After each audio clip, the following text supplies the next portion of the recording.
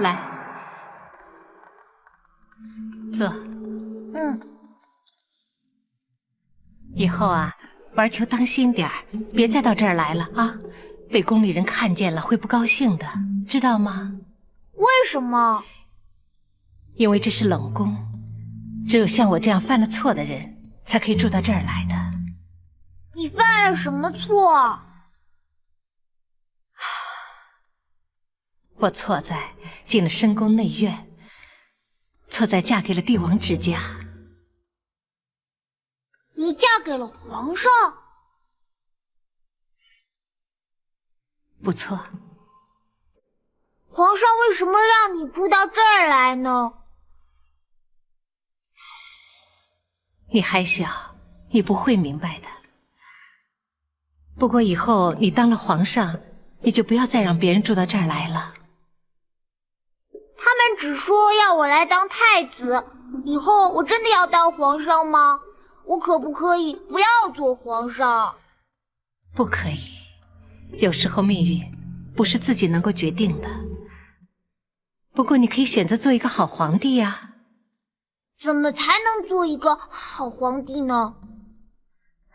要仁慈，要孝顺。仁孝这2个字如果做到了，就能是个好皇帝了。我不懂。你现在还小，等你长大了，你就会懂的。我送你样东西，来，过来。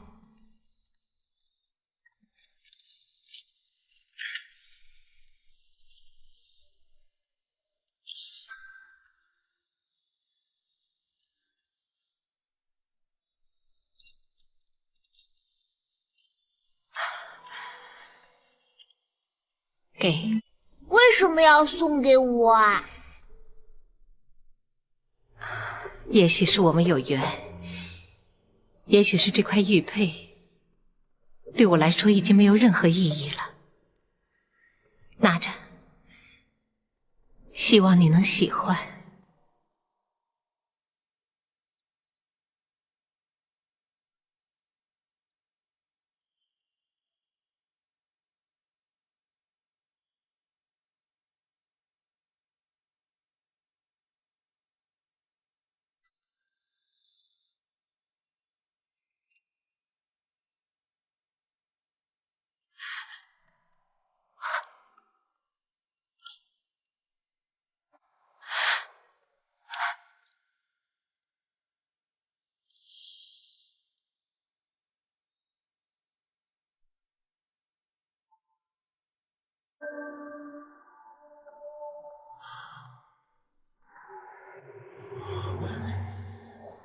这块玉佩可有别人见过？没有，没有。好，今后你要随身佩戴着，在你当上皇上之前，绝不可以让任何人发现。为什么？别问为什么，听父王的话就对了啊。是父王。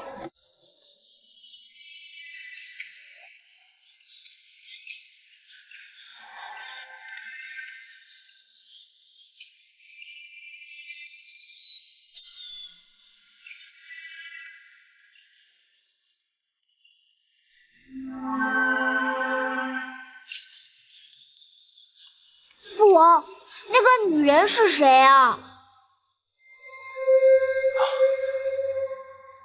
不知道。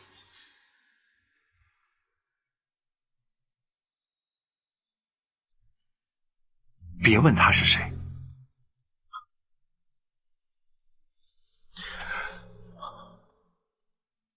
有很多事情，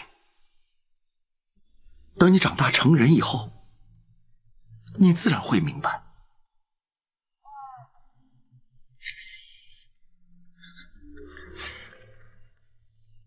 切记，你当上皇帝之后，一定要以仁孝治国。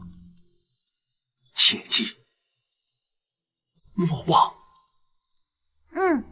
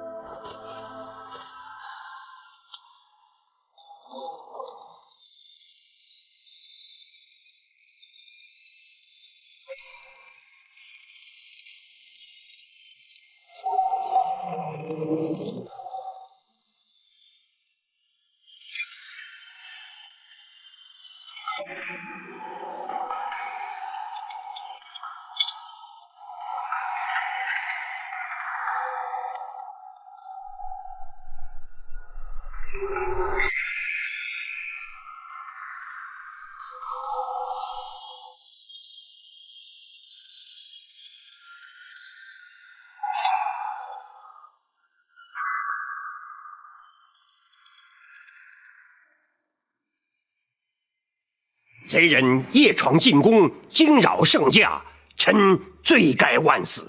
哼！倘若来人要行刺于朕，这大宋天子就要换人了。臣万死难赎其罪，臣立刻责令内务总管加派人手，严加守卫，确保陛下安全。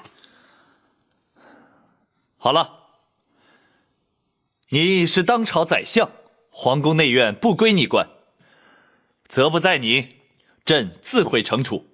你起来吧。谢皇上不罪之恩。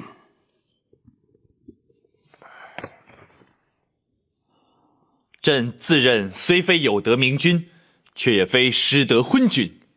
朕并不担心有人会来行刺于朕。皇上仁民爱物，孝感动天，天下臣民无不敬仰感戴。倘若如此，却又为何会有贼人闯入进宫呢？贼人既为忤逆犯上，伤及龙体，那他夜闯寝宫，又所为何来呢？他取走了朕贴身的玉佩。玉佩？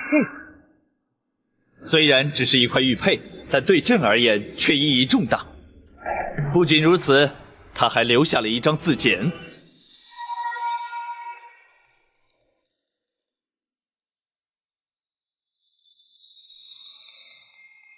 进宫警卫森严，独缺带刀护卫，吾属来去自如。试问玉猫安在？这是针对展昭而来的。不错，朕封展昭为御前四品带刀护卫，又赐封号玉猫。来人的确是针对展昭。可是展昭随包大人沉舟独镇，尚未回京啊。朕选你来，正是要你立刻传朕旨意，将此事告知包拯，要展昭追查贼人，追回那玉佩。臣遵旨。还有，那包拯身为开封府尹，经济安全责无旁贷，进宫遭人闯入，非同小可，他也得给朕一个交代。臣明白，臣立刻去办。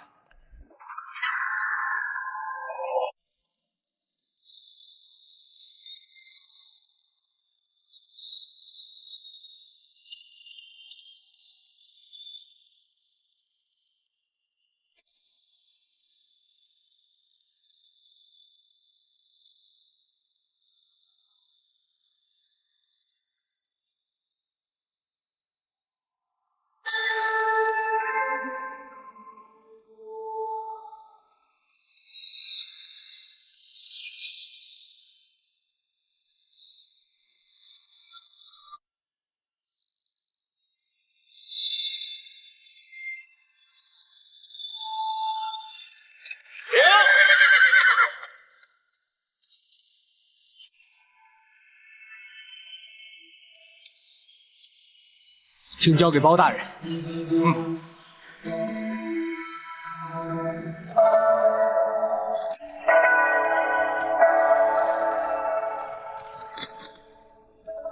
展护卫，此案既是冲你而来，你可明白其中究竟？是白玉堂。白玉堂？啊，回大人，陷空岛吴蜀在江湖中饶有盛名，那白玉堂乃是吴蜀之末锦毛蜀。这吴蜀都是何人呢？回大人，吴蜀之中，钻天属卢芳居长，擅长轻功；彻地属韩章，居次，深谙火药地雷之术；穿山鼠徐庆天生神力无敌；翻江鼠蒋平水下功夫了得。而那锦毛鼠白玉堂虽然排行居末，武功却是最高。这五人气味相投，义结金兰，在江湖人称五鼠。他们的行事作为如何？吴蜀虽是江湖中人，却颇为行侠仗义，也无不良素行。属下虽与他们没有来往，却早有惺惺相惜之感。展护卫既然与吴蜀并无往来，却又怎知擅闯进宫、盗配流书的是白玉堂？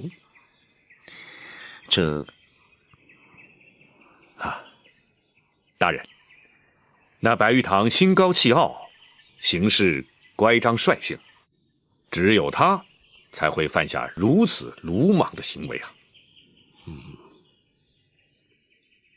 展护卫与吴蜀可有旧仇宿怨？属下与他们无怨无仇。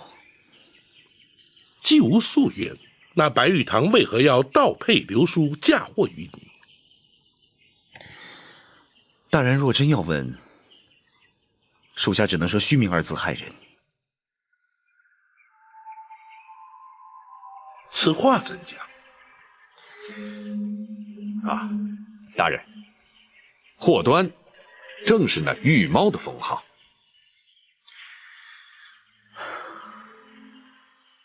玉猫封号，乃是圣上因见展护卫身手矫捷，迅如狸猫而赐名，与他人又有何干？大人，猫鼠乃是宿敌呀。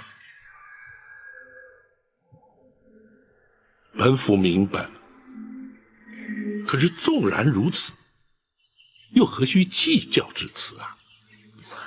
大人，江湖中人惜名如命，白玉堂此举，为的是要逼属下与他一较短长。只是因展昭而牵累大人，属下难辞其咎啊。不，此案不能怪展护卫。那白玉堂擅闯进宫，盗配流书，惊扰圣驾，已非江湖恩怨。本府职责所在，又岂能任其逍遥法外？公孙先生，学生在。皇上限期5日追回玉佩，缉拿盗配流书之人，立刻查明那献公岛究竟隶属何府何州。本府请旨调派官兵抓贼拿人。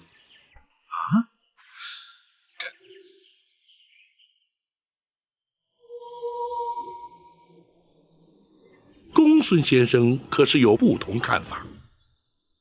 回大人，江湖草莽行事，大多不受法理束缚。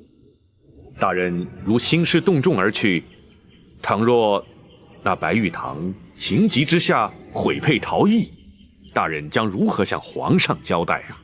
哪怕他逃到天涯海角，本府也誓将他追捕到案。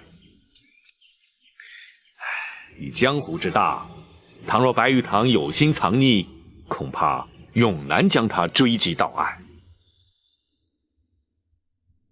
公孙先生可有良策？解铃还须系铃人，此事还需仰仗展护卫。展护卫？公孙先生之言，展昭明白。白玉堂既是江湖中人，属下就以江湖规矩来办。此话何解？白玉堂入宫盗配，意在展昭，只要属下亲往献空岛，此案自然可破。然而本府又岂能让展护卫独自一人涉险？大人放心，属下自信还能应付得了。大人尽管回京复旨吧，展昭5日之内定当携佩回京。既然如此，展护卫多加小心。多谢大人关心，属下告辞。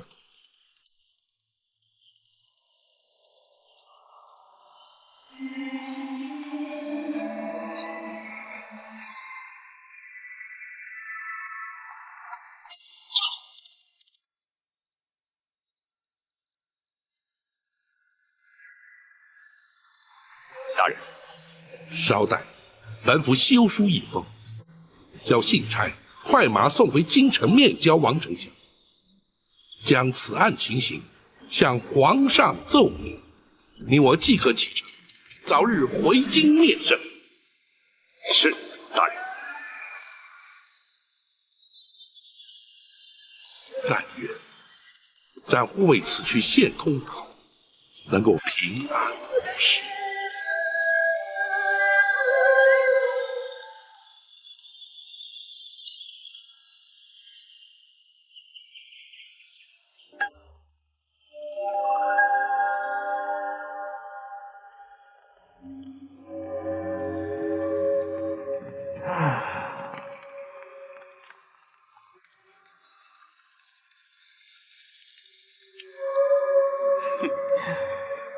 我倒要看看展昭究竟敢不敢来。从今以后，不再是猫抓老鼠，而是老鼠抓猫。五弟，这一回恐怕是你莽撞了。大哥何出此言？你找上展昭无可厚非，可是你夜闯宫禁，盗配流书，这……大哥，你怎么越走江湖胆子越小啊？老五干的没错，可替咱们兄弟出了口怨气。大哥是担心老五此举惊动了朝廷。不错，按照江湖规矩，我们也不该与朝廷为敌呀。哼，我找的是展昭。皇上既然要封他四品带刀护卫，就得跟着他担惊受累。可是，这一旦朝廷派兵前来，事情只怕就闹大了。哎，闹就闹吧，大不了咱哥几个再重回江湖去嘛！啊，二哥，陷空岛卢家庄是大哥的产业，他可不能像我们一样说走就走。五弟，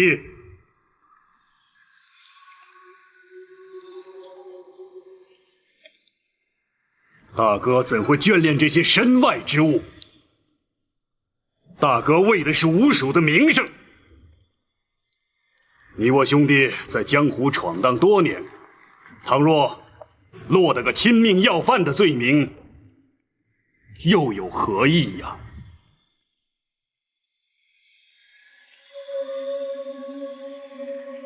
大哥，如果你真顾及到吴蜀的名声，就该让展昭去除御猫的称号。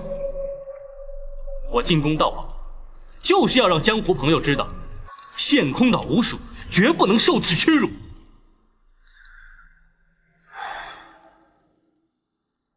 与展昭争名斗胜的方法很多，又何必出此下策呢？啊！若依大哥之意呢？把玉佩送回去。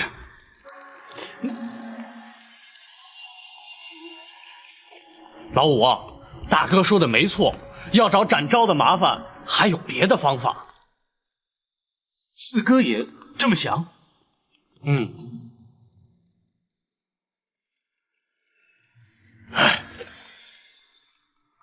大哥说的有道理，当然你的做法也不错。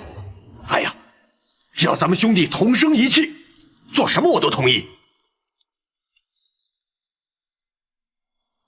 三哥，你一向话不多，可是说出来必有道理。我倒想听听三哥作何看法。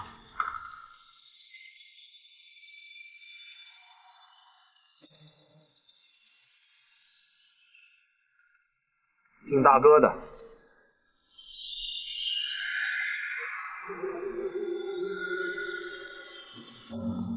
好，我明白了，是我莽撞了。展昭被封御猫，与我何干？吴蜀被江湖耻笑，干我何事？不过，我一生从不言后悔二字。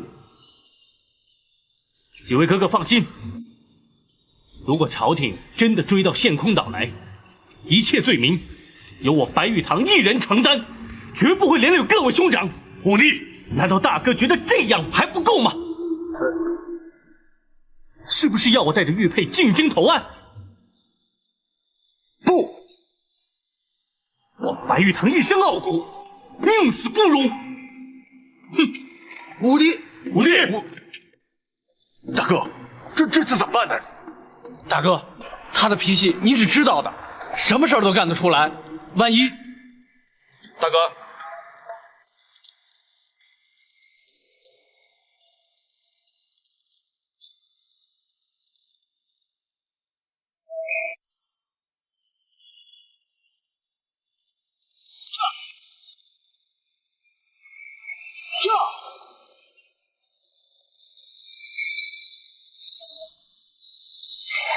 哦，客官您来了。里边请，里边请。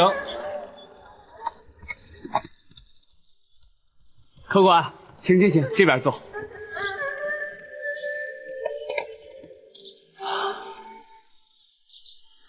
小二，哎，陷空岛离此地还有多远？还有2里地吧。客官要去卢家庄。你怎么知道的？卢庄主仗义好客，远近都知道。客官一身侠客打扮，想必是卢庄主的朋友了。算是吧。不过客官今天可能去不成了。为什么？陷空岛外是芦花荡，卫士一过，大雾弥漫，没有船是不可能上岛的。客官可以在这小住一晚，明天再去。小二，你可不是为了招揽生意吧？不，客官要是不信，尽管去问，问谁都行。好，我信。来，准备一间上房。哎，是。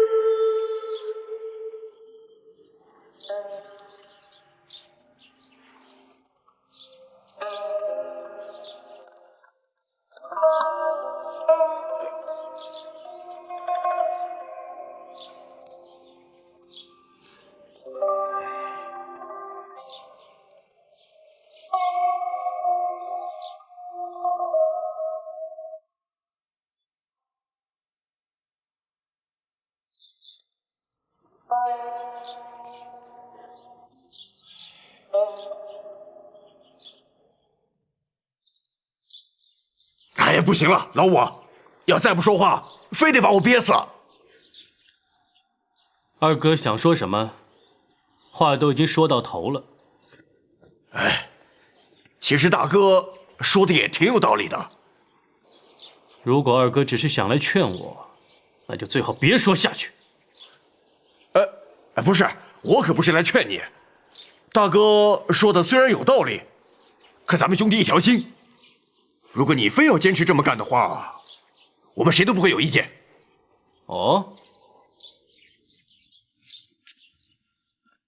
二哥同意我的做法，我们都同意。大哥，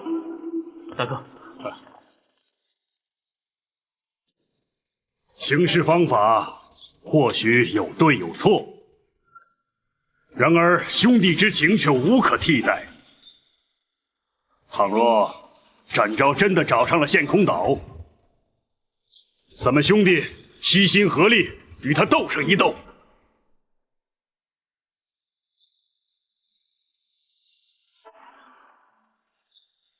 多谢几位哥哥。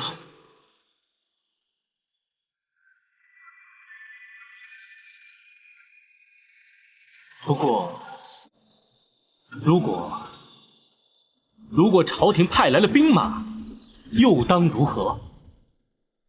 如果你成了亲命要犯，我们心甘情愿成为共犯。如果白玉堂依法认罪，吴蜀认罪服刑，一个也不会少。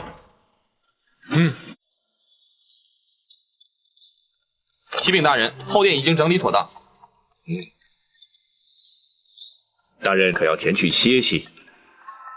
不，本府还有事交代。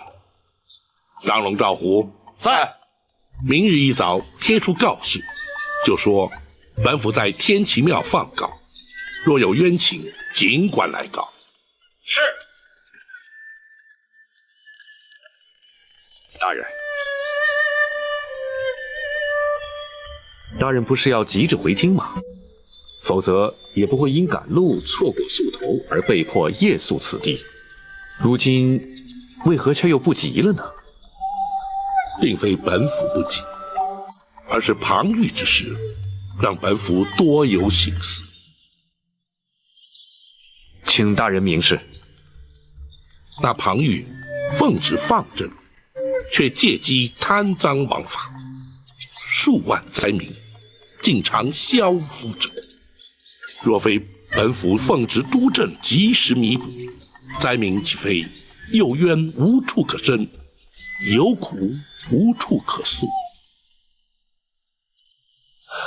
大人说的是，庞玉以安乐侯之尊奉旨前来，地方官吏就算有为民之心，恐怕也无能为力。地方官吏原本胆小怕事，多无担当，百姓之苦不言而喻。既然本府偶宿此地，若是借此时机查民隐、解民困，方才是为官之道。大人急民之所急，苦民之所苦，实乃朝廷百姓之福。既使朝廷俸禄，自当戮力以赴。本府不过是略尽本分而已。只是如此一来，岂不误了返京之行程啊？那倒无妨。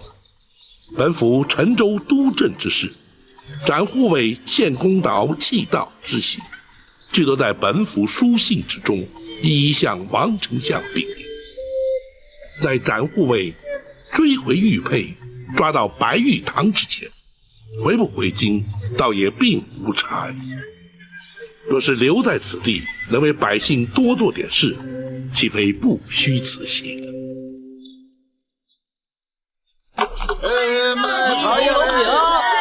来，贴上。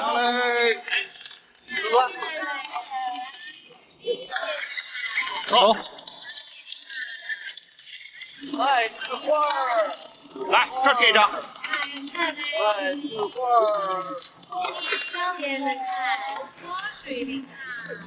走。告啥呀？哎，这是什么？这要够我也放告。好像是说，对，包大人要来。对。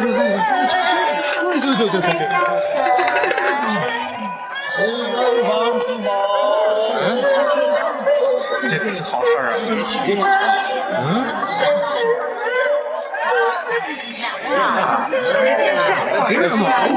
是吗？大娘，这上面写的什么呀？不知道。那个包大人。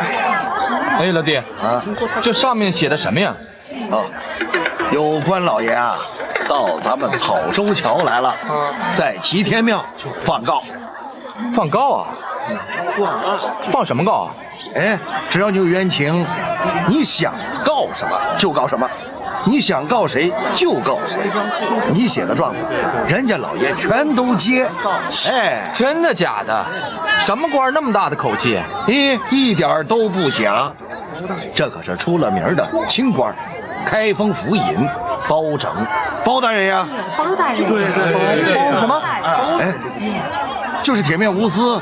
包青天，包大人呐，可有名了！真能铁面无私？真是青天？那还有错？要不信，你去告一个试试。我告谁去？我，谁买了你的菜，不给钱，你就告谁去啊？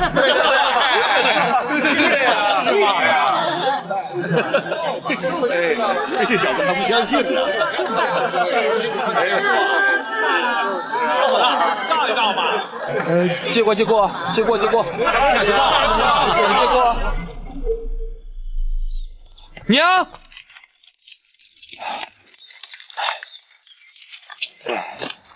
娘，娘！哎，喊什么？娘在这儿，在这儿呢。娘，啊，不是说了吗？我不在家的时候别乱走乱动的。来，坐。娘，行了，总算被我等到了。什么等到了？一大早不去卖菜，跑回来干什么？哎，娘，你不是让我注意京里有没有个官到咱们草桥来吗？今儿个可算让我等到了。啊，算了，不可能的。娘，你这是干什么？你不是一直说有冤要伸吗？还说什么一般的官办不了，非得等到个清官，还得是个大官。这回来的可是个又大又轻的官啊！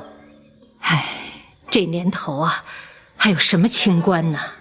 谁说的？我刚才听老爹说，这回来的官可轻了。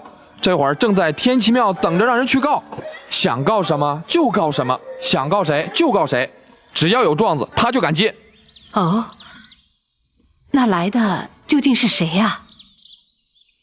这个，我还真不知道他叫什么名字呢。不过我听老爹说，他叫什么铁面无私的青天来着。啊，张毅，娘，他可是姓包。对，是姓包。可是开封府府尹包拯，人称包青天的包大人。对，一点没错。娘，我想起来了，就是他。哎，娘，你怎么知道这位包青天包大人的？太好了，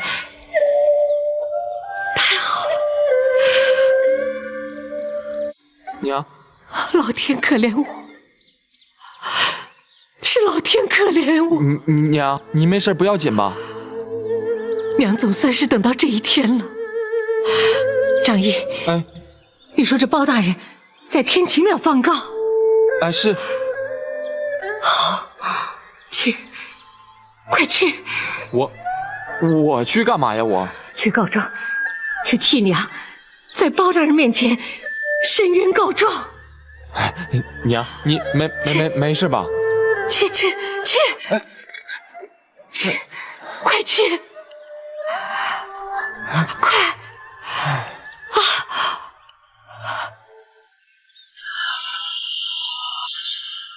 草民张毅叩见青天包大人。张毅，你是有冤要伸，亦或是有状要告？啊，不是我，是我娘。我娘说了，她有冤要伸，也有状要告。既然如此，你可有诉状？诉状？包大人，草民不识字，不会写状子。好，就姑且让你口诉。你娘究竟有何冤屈，状告何人？草民不知道啊。张毅，你既没有诉状，又不知道你娘要告什么，那你要大人如何帮你啊？草民，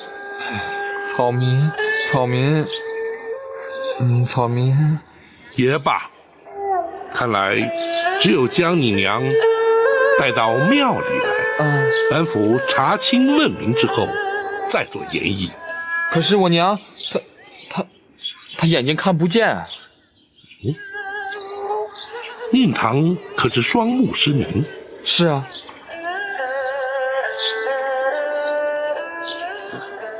就算是双目失明，你也可以牵引他来此。不，我娘说了，我娘说要请包大人到家里去。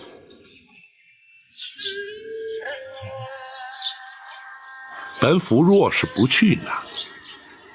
如果不去，我娘说了，她就不告了。这却为何？啊，我娘说了，如果包大人真是清官，知道人有屈要伸，一定会追查到底。如果连我家都不肯去，那就不是清官，告了也没有用啊。大胆，不得对大人无礼！草民不敢，草民不敢。无妨，你娘之言也不无道理。张仪在，草民在。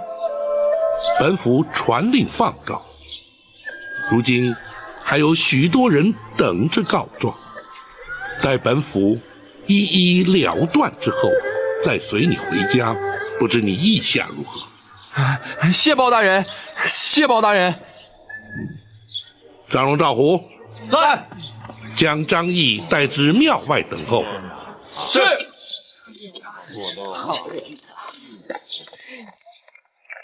大人当真要去？公孙先生有何看法？张毅之母能说出那番话来，不像是一般无知村妇。不错，这正是本府决意亲往的原因。或许此番前去，真能访出个奇冤大案来，也未可知呀。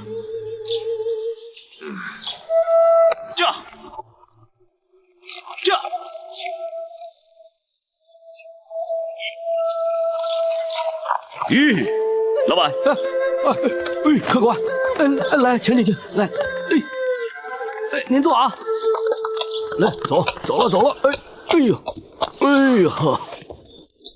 来，老板啊，怎么不见其他人？难道我错过了传期？这哪有什么其他人呐？去县公岛，除了当地的百姓之外，都是卢庄主的客人，平时啊根本就没人上这儿来呀。那你的买卖岂不是没人光顾了？我这哪称得上是买卖呀？这茶水钱都是卢庄主出的。哎，对了，来我这儿喝茶是不收钱的，免费。这是为何？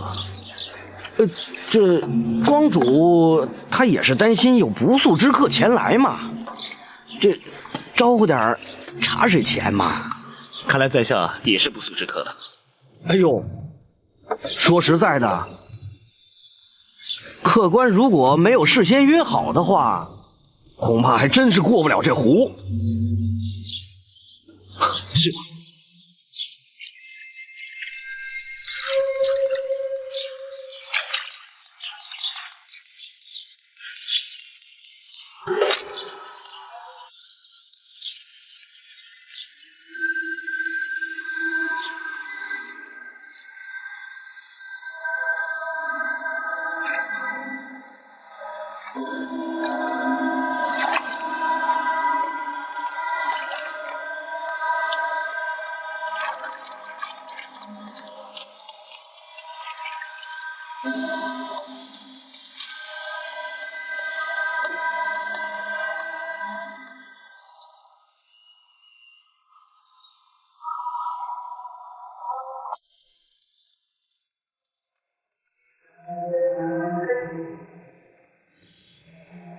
专家，可愿送在下一程？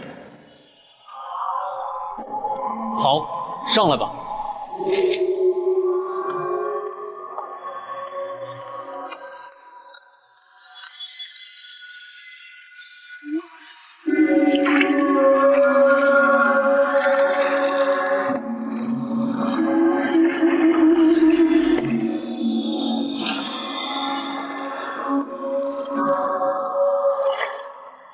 客官到县公岛是公干还是访友啊？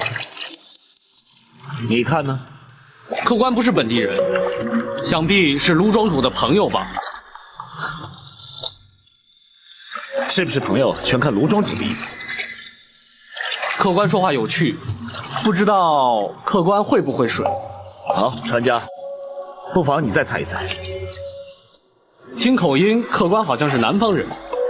所谓南船北马，想必客官应该是会水的。巧了，在下还真不会水。我等的就是你这句话。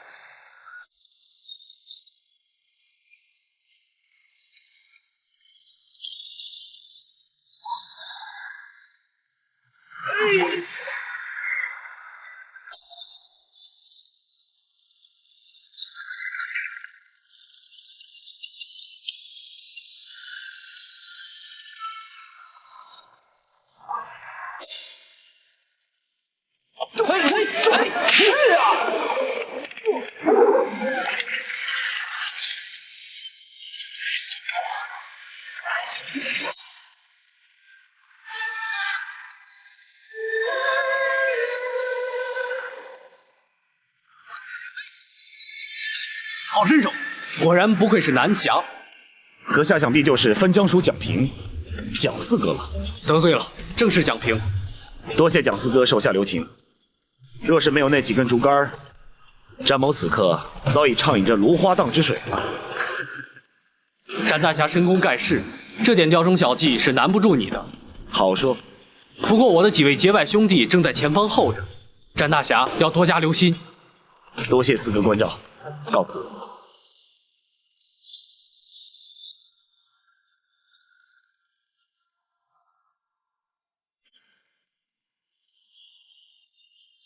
展昭那一身轻功真是不含糊，恐怕和大哥也在伯仲之间。难怪皇上要封他为御猫了。四哥，休要长他人志气，灭自己威风。我就不信他有三头六臂。展昭既有南侠之称，绝非浪得虚名。大家还是谨慎点好。不过呢，我们彼此并无深仇大恨，分个输赢即可，不可以性命相搏。大家明白吗？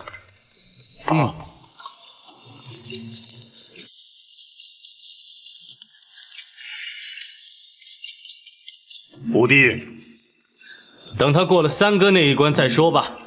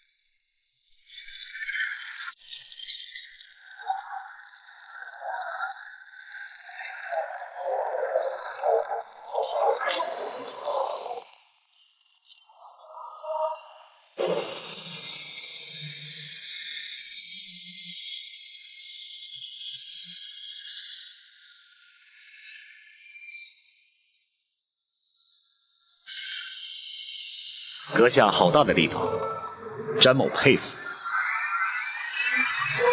川山属徐庆，能穿山入穴，天生神力，阁下想必就是徐三哥了。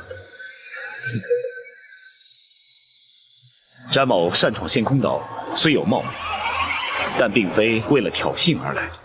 废话少说，手下见真章。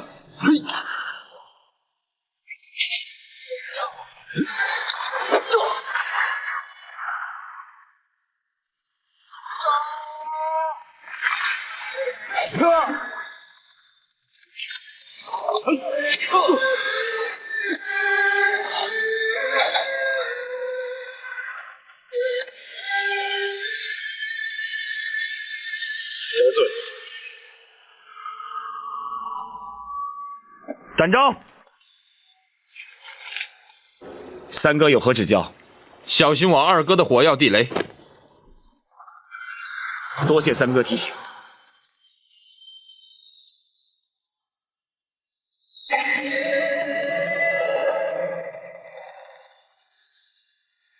娘，包大人来了！娘，娘，包大人来了！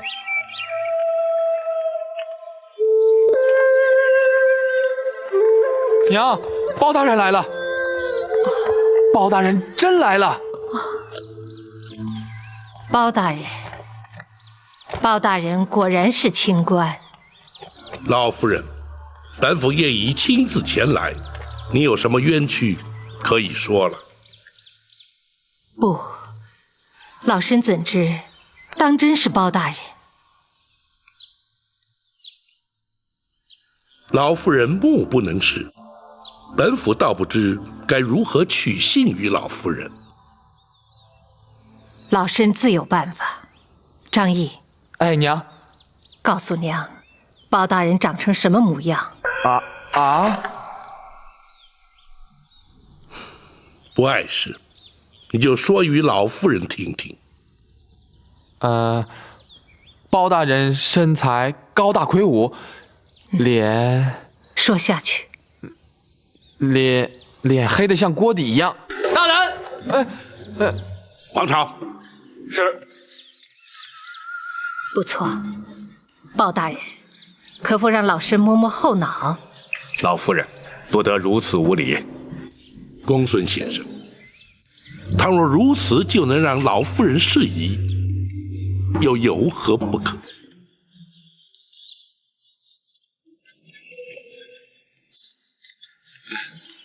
这儿。后脑果然有一凸起，正是包大人没错。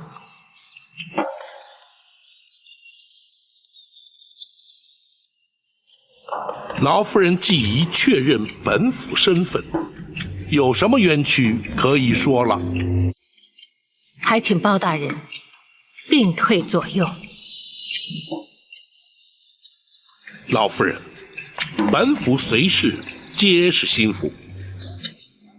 老身的冤屈非比寻常，就连张毅也不能留下。娘，也罢，你们都退下。是。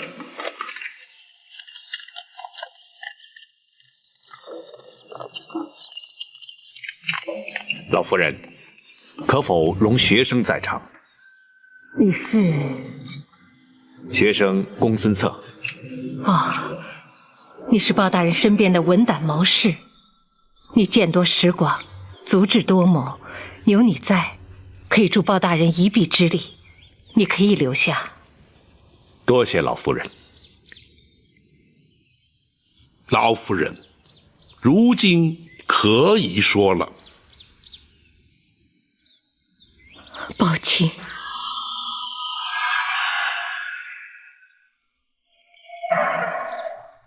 老夫人怎可用皇家口吻称呼本府？依法论罪，便是犯了欺君大罪。哀家原本就是皇宫中人，如此称呼有何不可？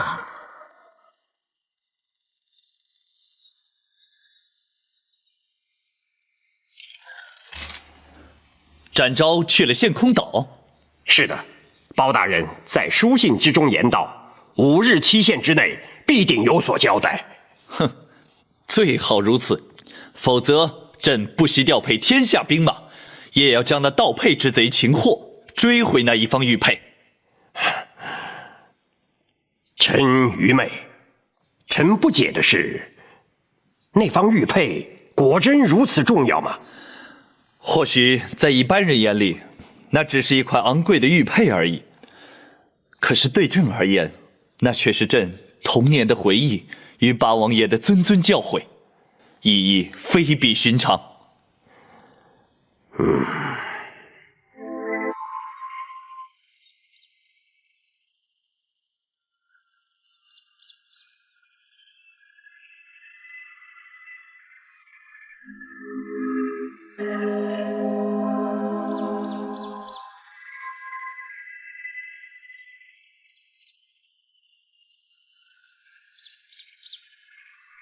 老夫人说是皇室中人，但不知是哪位王爷亲眷，来自何州何府。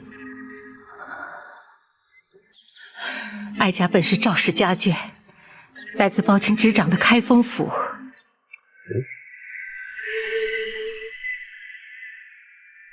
老夫人，皇室宗亲大多居住于京城之中，不知道当年老夫人的府邸坐落于京城何处？皇宫内院。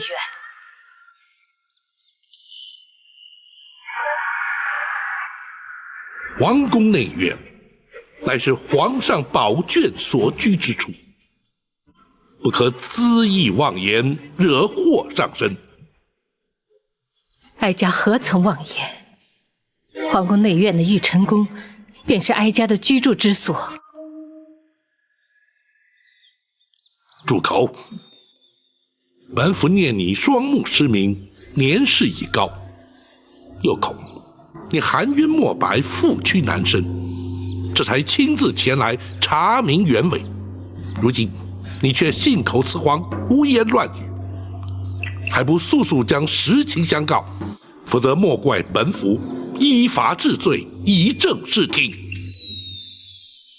保长，你怎敢断言哀家是信口雌黄、胡言乱语？那玉晨宫虽是宫中贵妃所居，然而却已荒废多年，无人居住。20多年前，哀家就住在玉晨宫。30年前，玉晨宫所住的乃是先皇在世之时的李贵妃。哀家入住之前，娘家本姓李。本府不知你是由何处听来宫中之事，然而那太妃李娘娘早在20年前便已仙逝归天，朝中文武百官无人不知，你又怎敢虚言假冒？包青指的可是20年前烧死在冷宫的李贵妃。你怎知李娘娘曾在冷宫？哀家知道的不仅仅如此。若不是当年人人都知道哀家已死，哀家又怎能逃得出宫来？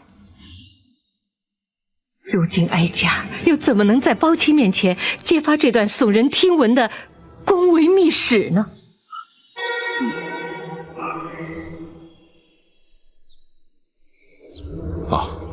老夫人之言的确耸人听闻，只是事关重大，又事隔多年，一时之间恐怕还难以查证老夫人所言是虚是实。不知老夫人要如何取信于包大人呐？公孙先生果然是心思缜密。若是哀家拿不出证据，不但取信不了包大人，哀家的20年冤屈，恐怕也永无昭雪之日了。不错，本府一生办案，讲求的便是真凭实据。倘若老夫人提不出凭证，包青无需担心，哀家有先皇所赐20年来珍藏遗物，从不敢随便离身。哀家等候的就是这一天。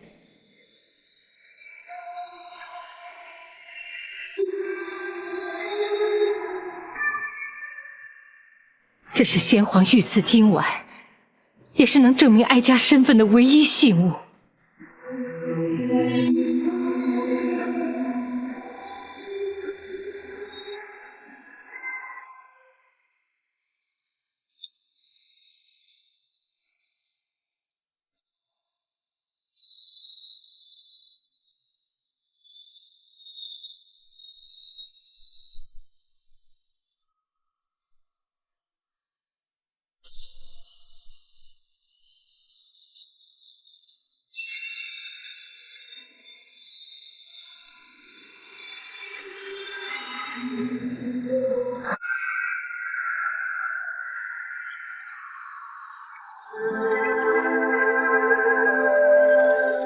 这金碗当真是当年先皇御赐，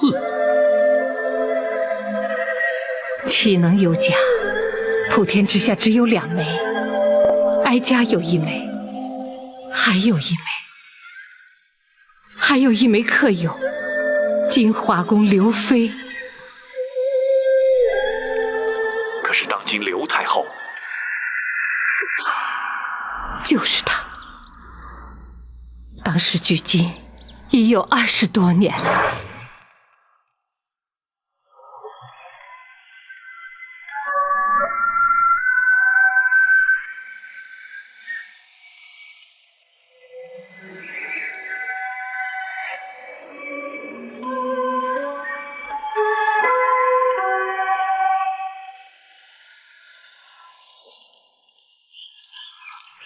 2位爱妃坐。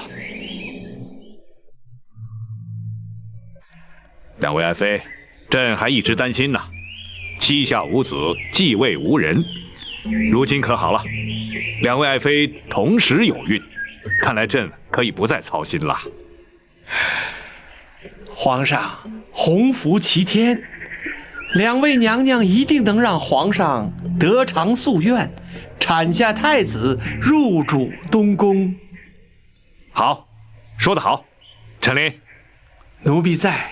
朕要你准备的东西可曾备妥？回皇上，奴婢早已准备妥当。快去拿来。是。啊，2位爱妃一向情同姊妹，如今又同时有喜，这非但是朕的福分，更是赵家之幸，朝廷之福。为此，朕命陈琳派人打造金碗1对，内藏夜明珠1枚。这2颗金碗，2位爱妃一人1枚，随身佩戴。今天真是朕的好日子啊！好，来了。2位爱妃，玉晨宫李妃，金华宫刘妃。这2颗金碗之上，均刻有2位爱妃姓氏，你们要好生收藏啊！谢皇上恩赐。啊，免礼免礼免礼，别动了皇儿的胎气。坐。谢皇上。谢皇上。不用谢朕，要谢就谢你们身上所怀的龙子吧。陈琳，奴婢在。记住朕的口谕，2位爱妃倘若生男，朕就封为太子。奴婢遵旨。可是，怎么？倘若2位娘娘均产下龙子呢？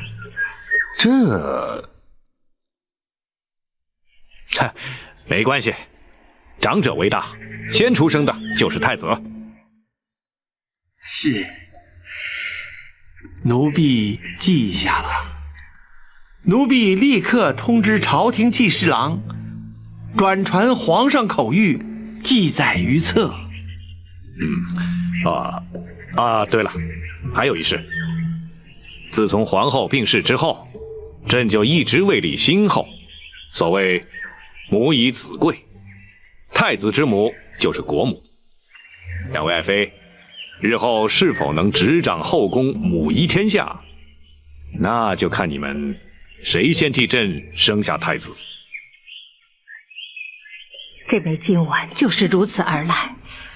20年来，哀家哪怕是穷困度日，窘迫生活，也从未有过变卖之心，甚至连义子张毅也从没见过。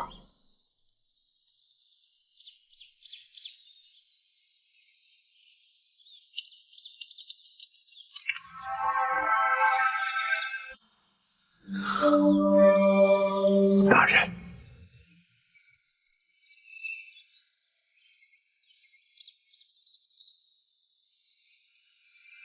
宝卿可是信不过哀家。御赐金丸是否为真，日后当可查证。然而，宫闱之内诸多情事，若非亲自经历，单凭传闻，绝不会如此详尽。便是陈琳陈公公告劳还乡之时，也曾与本府多有往来。30年前的事，究竟是真是假？本府心中已有决断。你怎么说？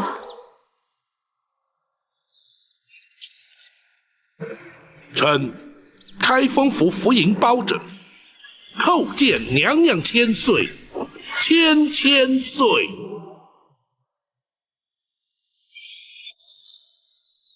宝卿平身。谢娘娘。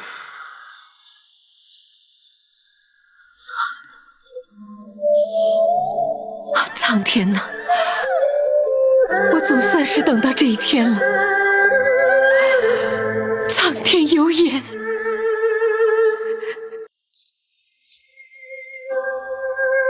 你们守在门外，不得让任何人惊扰。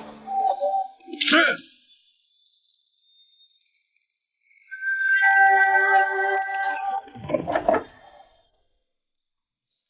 包拯叩见娘娘。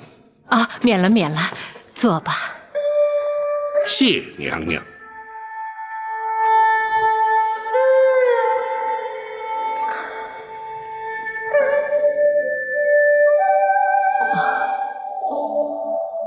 20年了，哀家几乎已经忘记打扮光鲜洁净是个什么样子。娘娘委屈了。不，为了等候今天，再多的委屈，哀家也心甘情愿。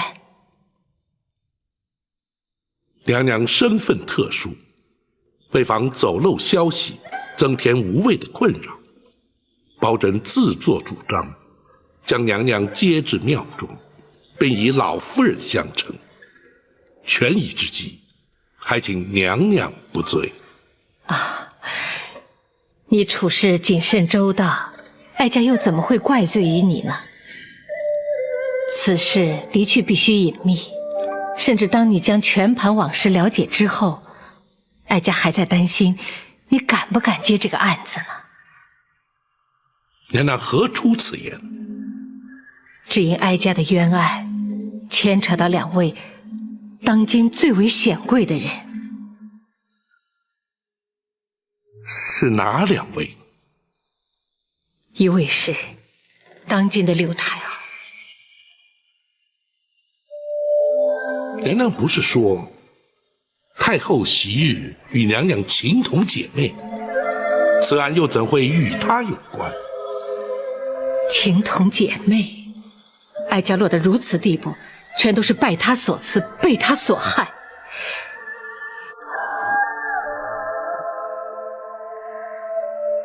当年哀家的预产期比她早，临盆之际，先皇来到玉成宫探视。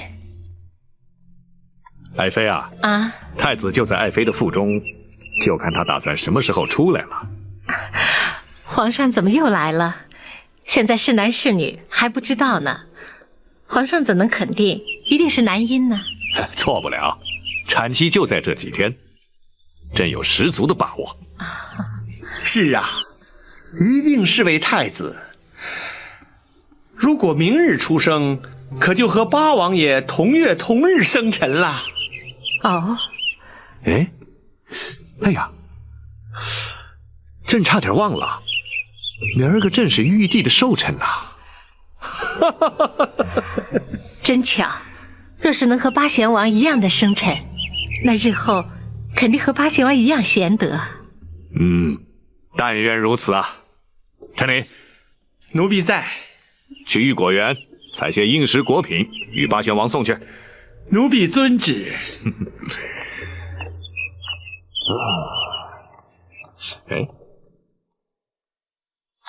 爱妃啊，你怎么了？没什么，只是在临盆期间，臣妾有点心慌。没关系，头一胎嘛，总是在所难免，别担心。首席产婆早已准备妥当，随时会进来的。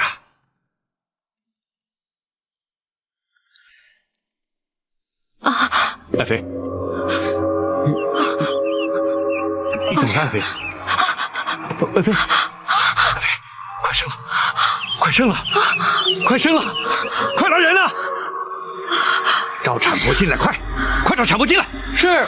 爱妃，别慌啊，马上就好。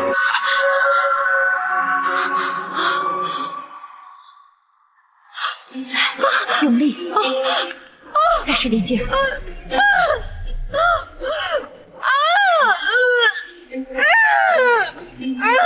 再用力。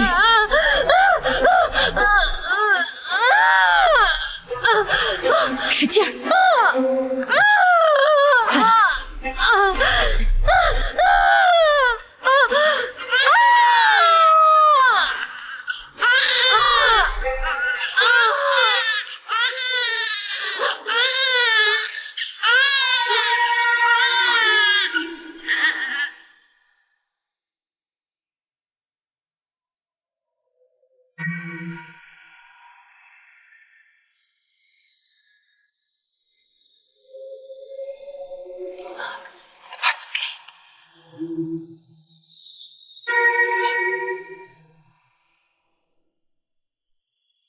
但不知娘娘当年所生是男是女？不论是男是女，等哀家醒来以后，出生的婴儿就变成了不知名的怪物。此话怎讲？郭槐与产婆尤氏勾结，趁乱将婴儿以剥去皮的狸猫调换。先皇得知，一怒之下将哀家打入冷宫。其实这一切全是刘妃在暗中指使。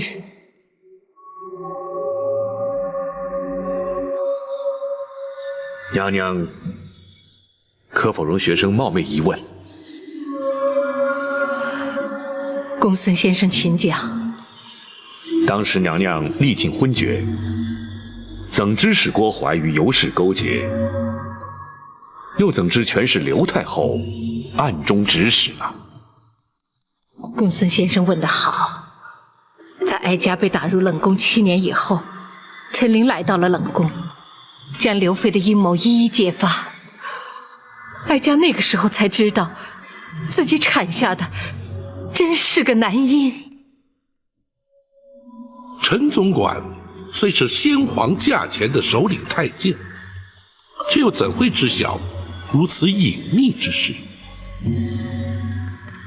当日陈琳去玉果园，在返回的途中，巧遇金华宫的宫女寇珠。陈公公，陈公公，寇珠，你这么鬼鬼祟祟的，是不是做了什么亏心事啊？请公公救命！救命？救谁的命啊？救你？不，救他。啊，这是哪儿来的婴儿？是李娘娘方才生的太子。你怎么把太子给偷出来了？是郭淮郭总管勾结产婆，用死狸猫把太子换出来，要扣住。求公公救太子一命，公公救命啊！郭淮把太子换出来干什么？他要扣住，把太子掐死，埋在金水桥下。啊！这种事他也敢做？就是抄家灭族也不足以赎罪呀！郭总管是受了刘娘娘的旨意。住口！你好大的胆子啊！你是金华宫的宫女，刘娘娘是你的主子，你竟敢造这种谣！不是扣珠造谣，刘娘娘亲口交代扣珠要听郭总管的调判，的确是娘娘的旨意啊。刘娘娘和李娘娘情同姐妹，怎么会？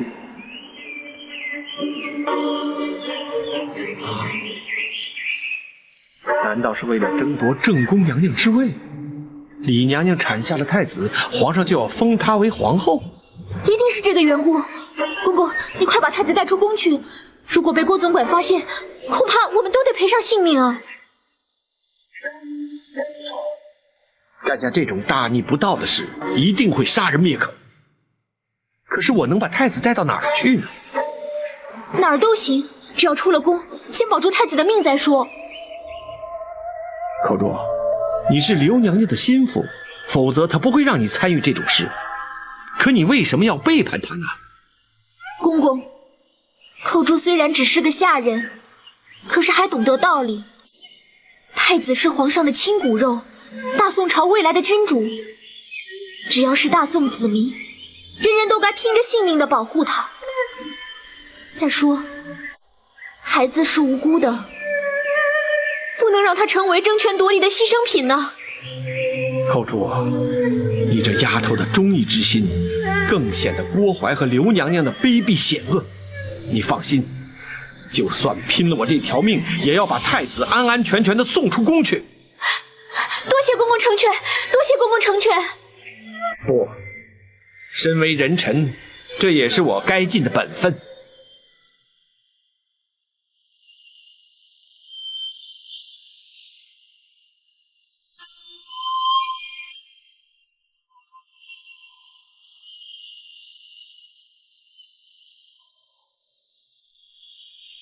寇珠，你自己要多加小心呐。是。竟有这种事，这不仅是耸人听闻，简直是匪夷所思啊！若说出去，的确是让人难以置信。不对，那陈琳既然将婴儿送出宫去，想必有个去处。娘娘应当不会不知。不错，哀家知道他在何处。娘娘，陈琳带他去了南清宫。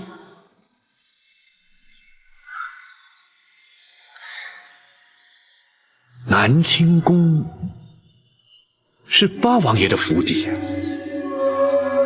难道说八王爷也知道这件事的来龙去脉？不仅如此，八王爷还把他带到自己府邸，与其他皇子一起抚养。娘娘适才言道，此案涉及2位当朝显贵，这第2位，莫非就是当今皇上？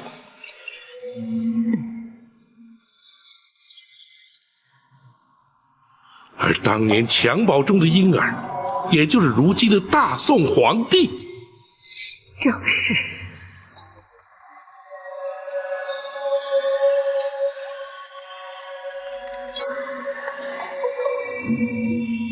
好一位贤德忠心的八贤啊！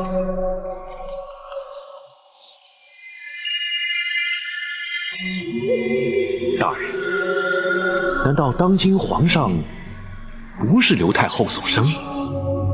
因果报应。在哀家被打入冷宫以后，他虽然也生了一名男婴，并封为东宫太子，他自己也如愿以偿地坐上了正宫之位。不幸的是，太子6岁时得病身亡，终究还是落了一场空。先皇伤心之余，从此沉溺于道家之学，并由诸王皇子之中遴选太子。八王爷便是趁此时机，将先皇亲子送入宫中，保住了先皇血脉。然而，当时八王爷因何不向先皇禀告此事呢？后宫权力倾轧，自古皆然。当时若是揭发此事，非但难以取证，甚或危及太子性命。八王爷隐忍不报，也是情非得已。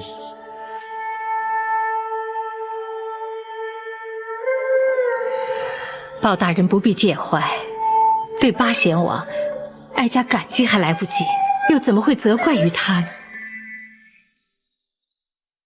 只是，却让娘娘平白承受了30年的冤屈凄苦。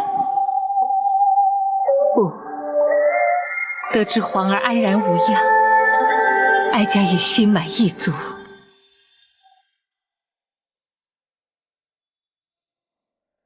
既然八王爷要隐瞒此事，那为何陈总管却在7年之后去冷宫禀告娘娘呢？皇儿7岁进宫时，意外闯进冷宫，哀家见他与自己被换走的孩子一般年纪，也许是母子天性吧。哀家就将先皇所赐的玉佩转赠于他。八贤王见玉佩，心生不忍，所以才命陈琳前来传话。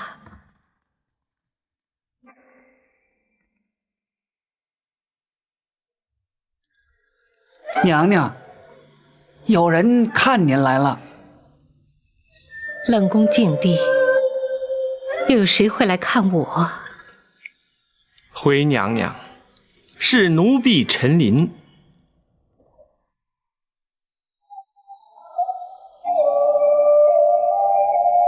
是皇上派你来的？不。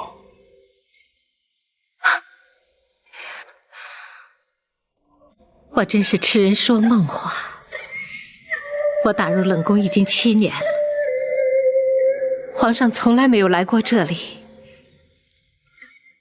他怎么会派你来看我呢？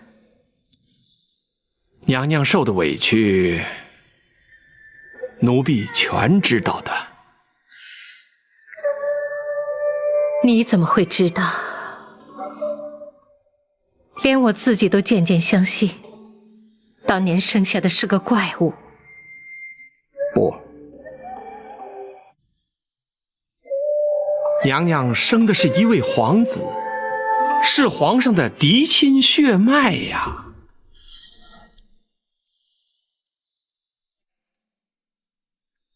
你说什么？7年来，小皇子一直在八王爷府邸。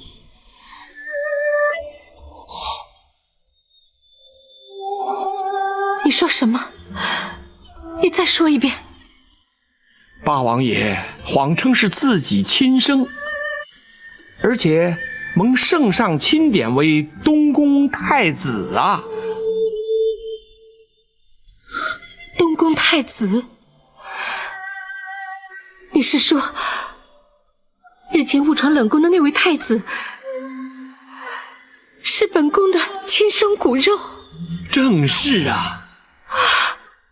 八王爷唯恐小太子被奸人所害，因此隐瞒至今。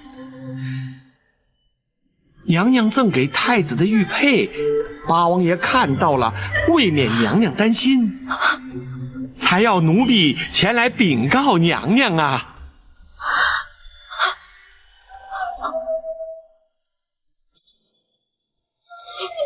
国真，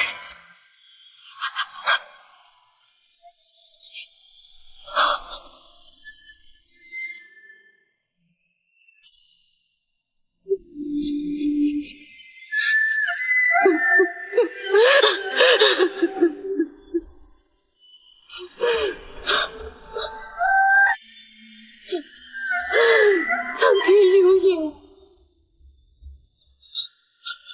我那皇儿竟安然无恙。娘娘，八王爷特别交代，此事切莫声张，若要被奸人得知，后果就不堪设想了。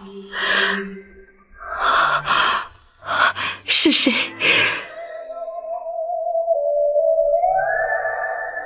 是谁如此心狠手辣，连八王爷都如此顾忌？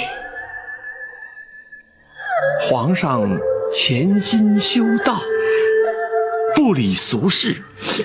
如今宫中大权在谁手中，想必娘娘清楚啊。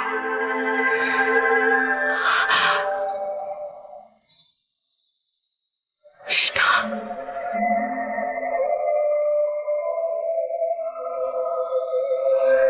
是他，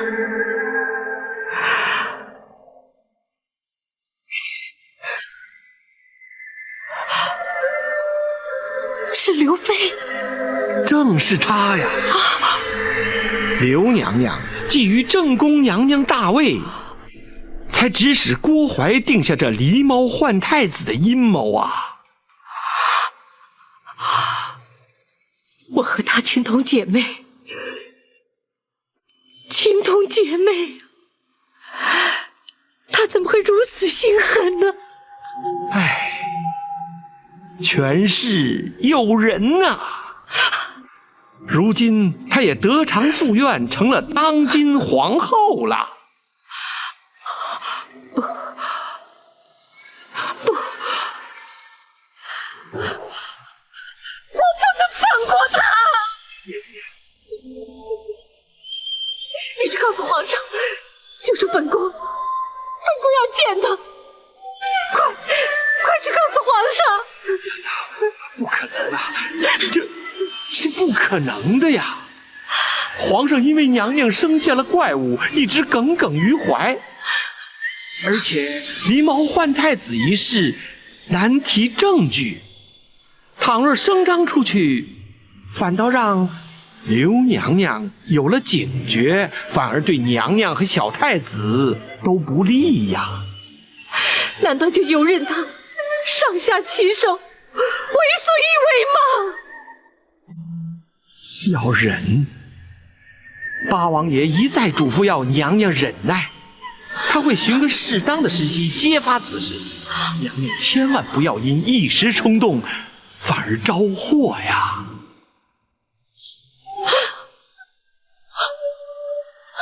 为了确保皇儿平安，哀家也只好忍耐，只好每天夜里焚香祝祷，祈祷上苍保佑皇儿，盼他不受伤害。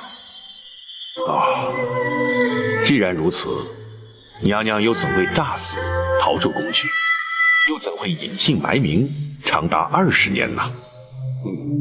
不错，皇宫内院门禁森严，冷宫更是严禁外人进出。当年太子年纪幼小，或和侥幸闯入，娘娘却是断无逃出之理。机缘凑巧，也就是那刘妃心怀鬼胎，她恨不得将哀家除之而后快。不知在哪里听到了消息，竟然向先皇诬告我，说哀家每天黑夜焚香，是诅咒先皇。岂有此理！他竟敢诅咒于朕！皇上请息怒，李娘娘这么做只是一时想不开，臣妾相信她也不是真的那么怨恨皇上。生下妖孽，朕没有赐他死，他反倒怨恨起朕来了。启禀皇上，李娘娘生性温顺，不会怀此恶毒心肠，还请皇上圣察呀。陈总管，他若不是诅咒皇上，那他为什么要半夜3更的烧香呢？这传令，奴婢在。传朕口谕，此地非7尺白绫，要他自尽谢罪。皇上，还请皇上三思啊！皇上，您就原谅他这一回吧。不行，朕意已决。陈琳，你是首领太监，这件事就由你去奉旨执行。皇上，大胆！你敢抗旨不遵？奴婢不敢，奴婢遵旨。郭槐，奴婢在。你是后宫太监总管，你听着，1个时辰之后，去冷宫验明正身。奴婢遵旨。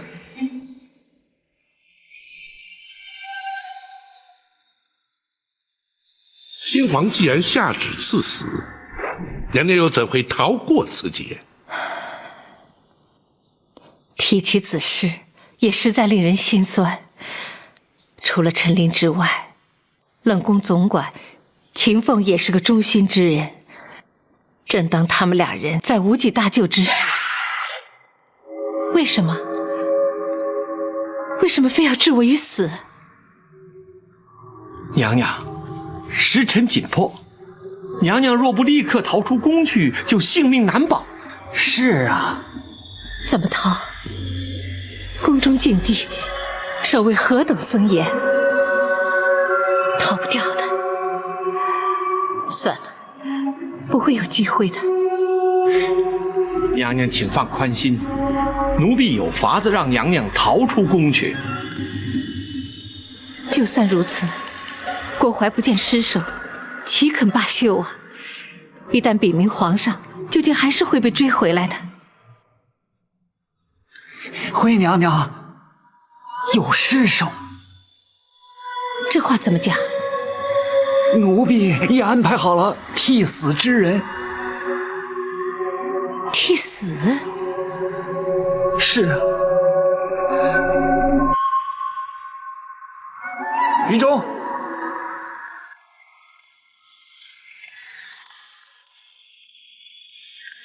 奴婢于中叩见娘娘。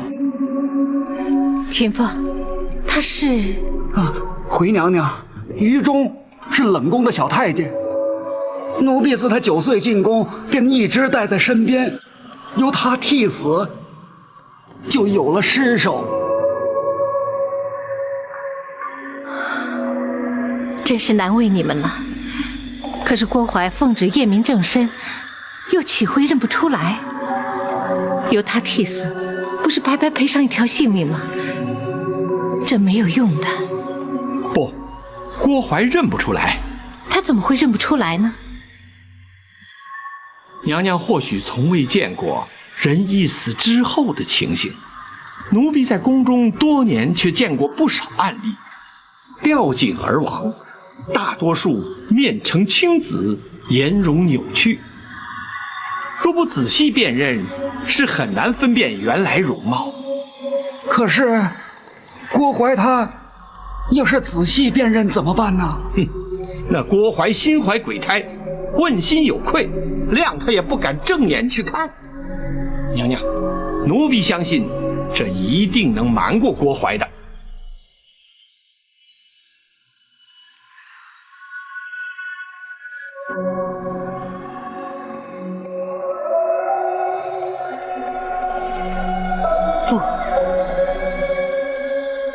不，就算郭槐认不出来，本宫也不能为了自己活命，而让于中去替我死啊！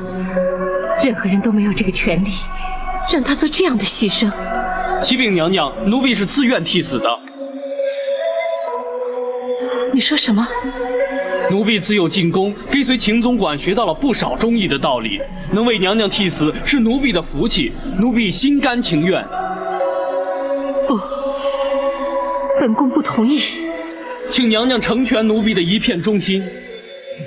让你替死，固然可以让你得到全忠，可是本宫却成了不义之人，本宫万万不能同意。娘娘，娘娘，请娘娘和于中互换衣服。奴婢在城外已安排好了人接应，再迟，郭槐一到就来不及了。不，请娘娘为太子殿下着想啊！若娘娘奉旨归天，太子殿下恐怕永远不会知道娘娘是他的亲生之母啊！娘娘，你怎么又能忍心让太子殿下认贼作母，终其一生呢？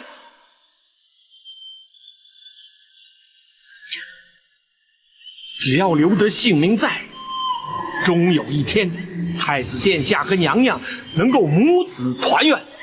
届时，非但能洗刷娘娘的冤屈，更能让这是非黑白、善恶对错昭然于世啊！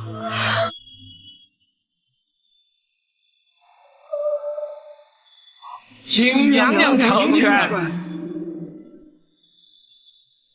好，本宫深受你们一片忠心。谢娘娘。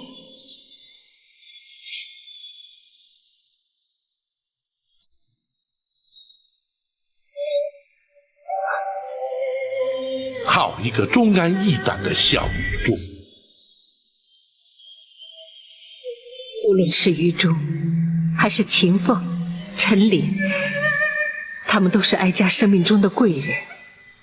若无他们帮助，哀家恐怕早已命丧九泉。娘娘，既然那秦凤替娘娘安排了接应之人，又怎会让娘娘流落至此，饱受穷困苦难啊？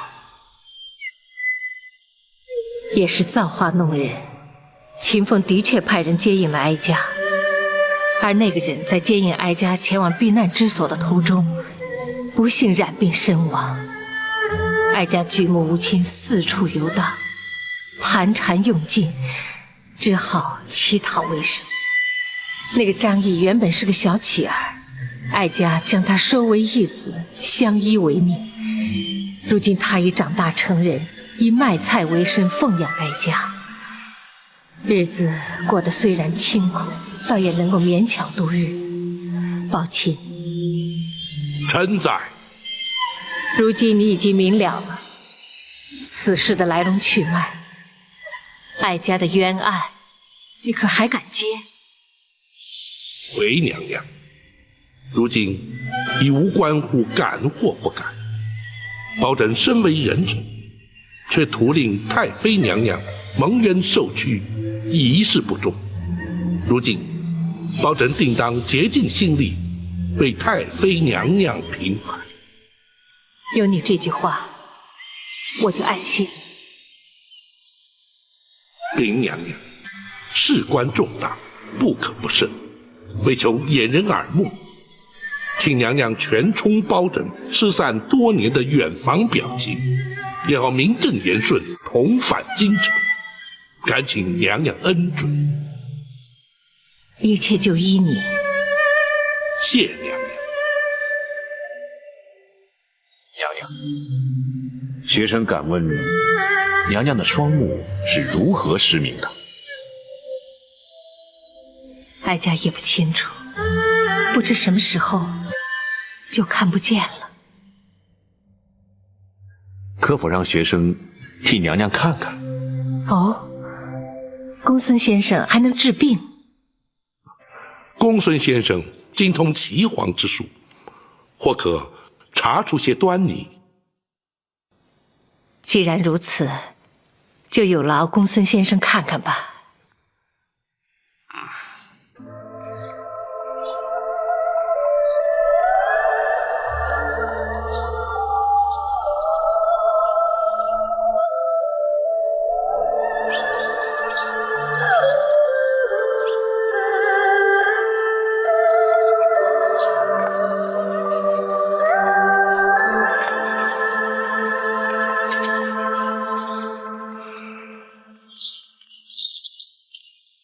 公孙先生情形如何？大人，老夫人是因为念子心切，终日以泪洗面，导致哭瞎了双眼。可有复明之计？拖延时日过久，恐怕难下定论。学生尽力而为。大人如今作何打算？此案牵涉太广，一时尚难有对策。然而无论如何，都必须尽快回京，以免夜长梦多。芒朝马汉在，准备一顶软轿，为老夫人代步。一旦准备妥当，立刻启程回京。是。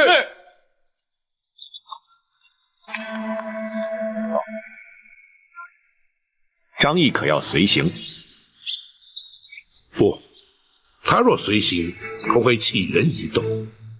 让他留在庙中，不得对外声张。是。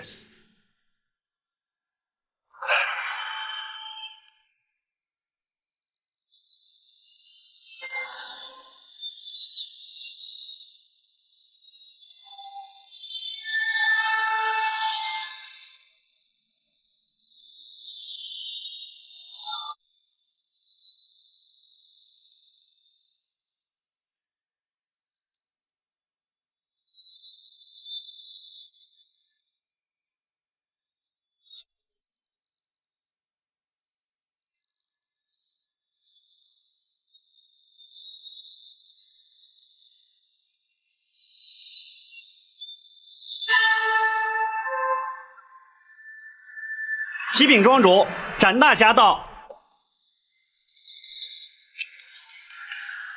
有请。是。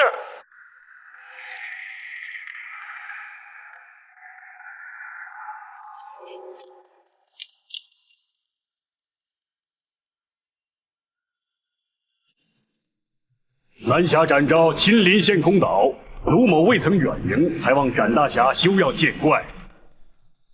詹某不请自来，失礼之处，还请庄主海涵。好说好说，来，请坐。庄主请。请。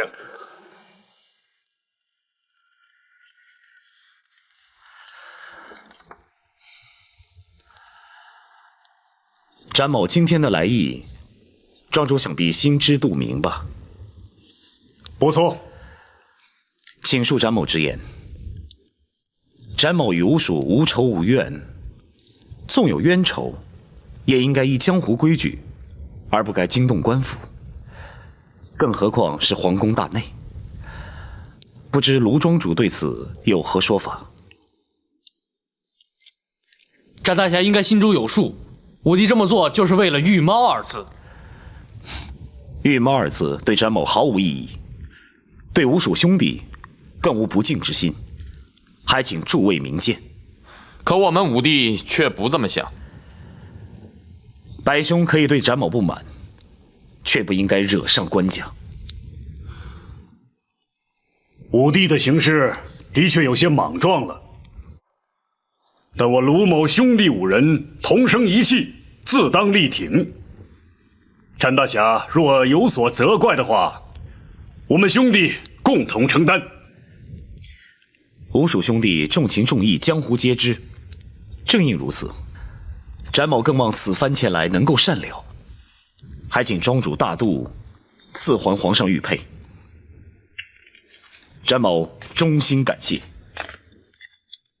展大侠，仙空岛吴蜀无心与展大侠为敌，更无意招惹官家，只是事已至此，彼此还少不得一番较量啊。庄主此举又有何意？第5教计点到为止，这3弟4弟均已败在展大侠手中，只要能将我们5兄弟一一击败，卢某天为吴蜀之首，自可做主，将玉佩奉还。倘若败的是展某呢？武帝争的不过是一口气，届时江湖朋友自然会知晓，到时玉佩仍交展大侠带回。展大侠，你以为如何呀？既然如此，恭敬不如从命。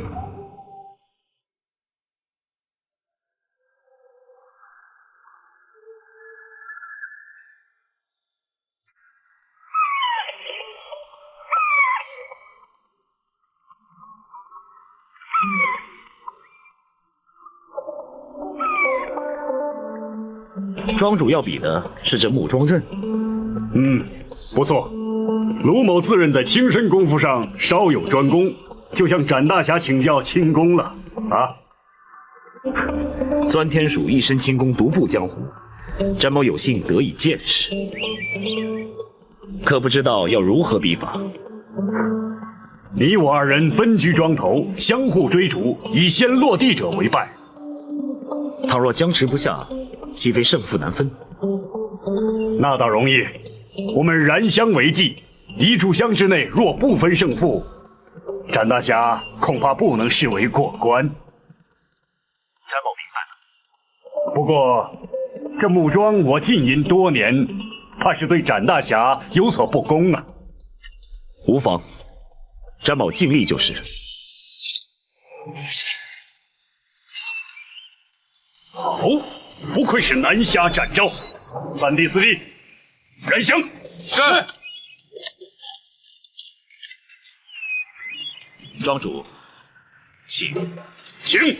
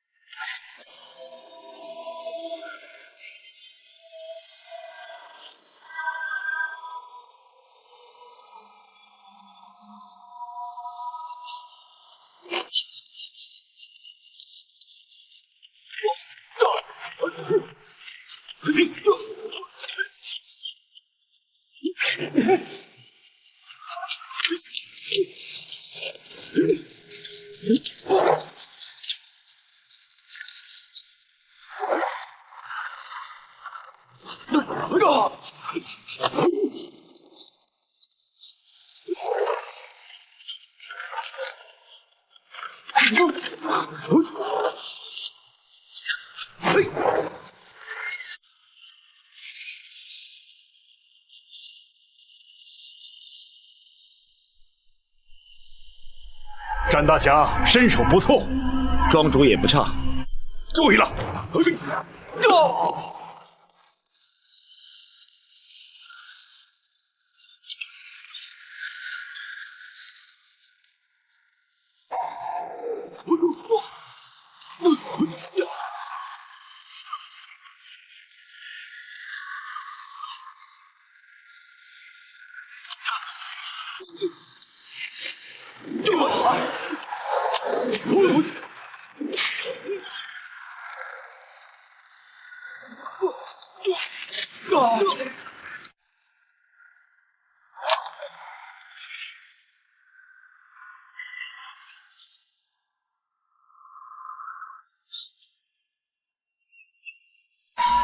展大侠，没有时间了，庄主请留神。展昭好计策。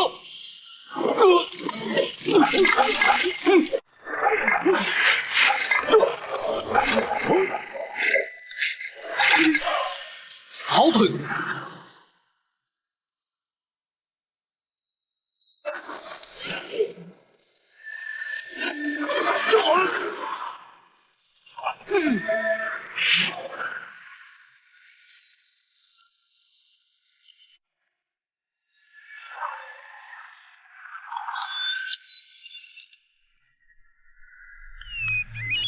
卢庄主，承让。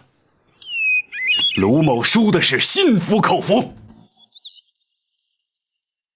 拿我这儿，啊，还有那儿也有。等我，这方圆10丈之内，我都布满了地雷。难道你真要这么做？如果我真的败在他手里，此地就是我和他的葬身之地。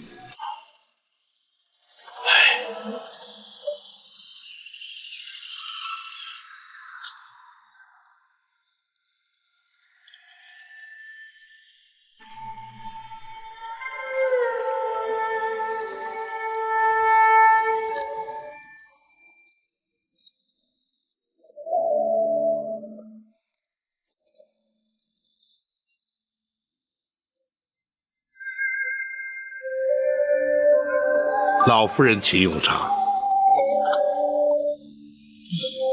有劳你了。老夫人是包拯尊长，亲奉茶水，自是理所当然。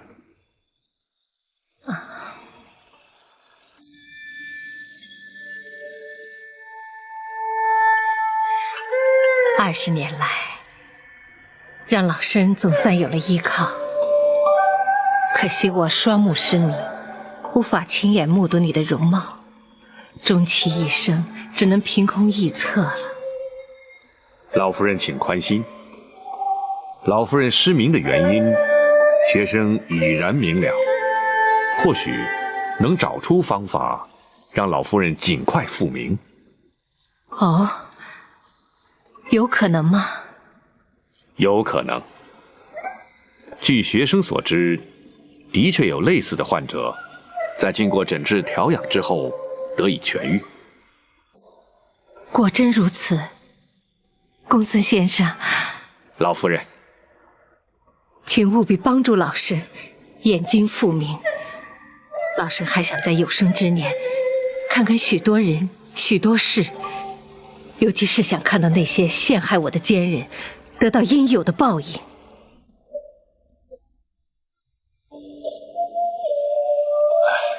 老夫人，你的演技最忌讳的就是动气，也不宜伤心激动。还请老夫人多多保重，以便于学生为老夫人诊治。啊，医者之言不能不听，老身遵命就是。学生不敢。旅途劳顿，老夫人多事休息，稍后仍要赶路啊。好，你们去忙吧，别招呼我了。是。你们4个在此，随时听候老夫人差遣。是。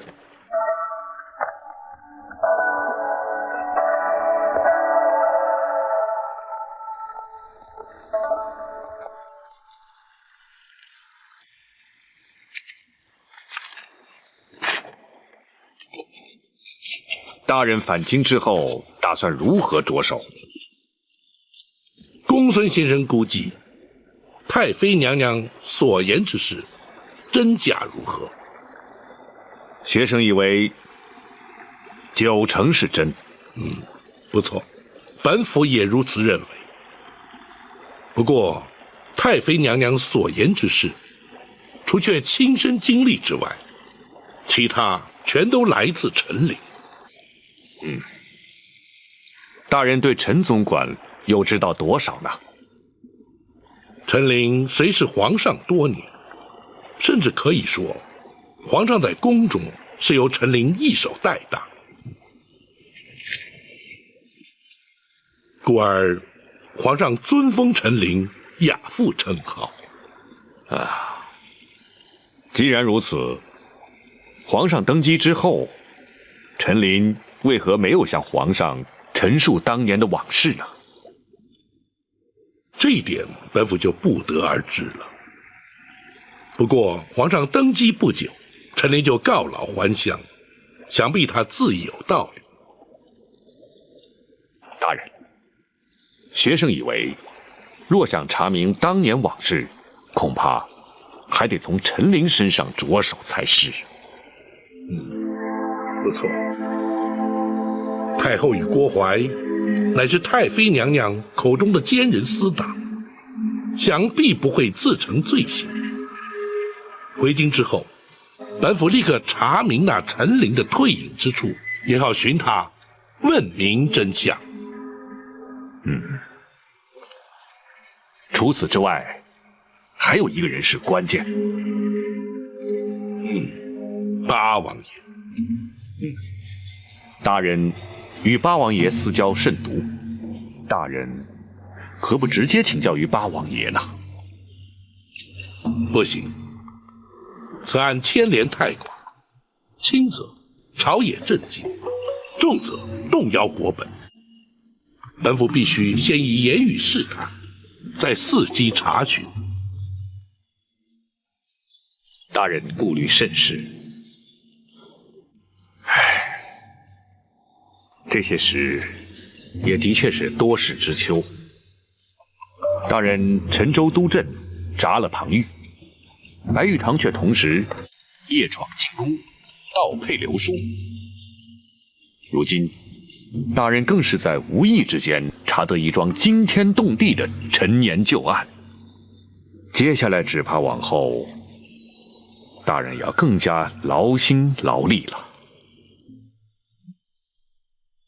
既识君路，忠君之事，本府理当尽力而为。只是展护卫只身独闯陷空岛，究竟能否追回玉佩，却让本府颇为挂记啊。学生相信，展护卫绝不会有负大人所托。但愿如此。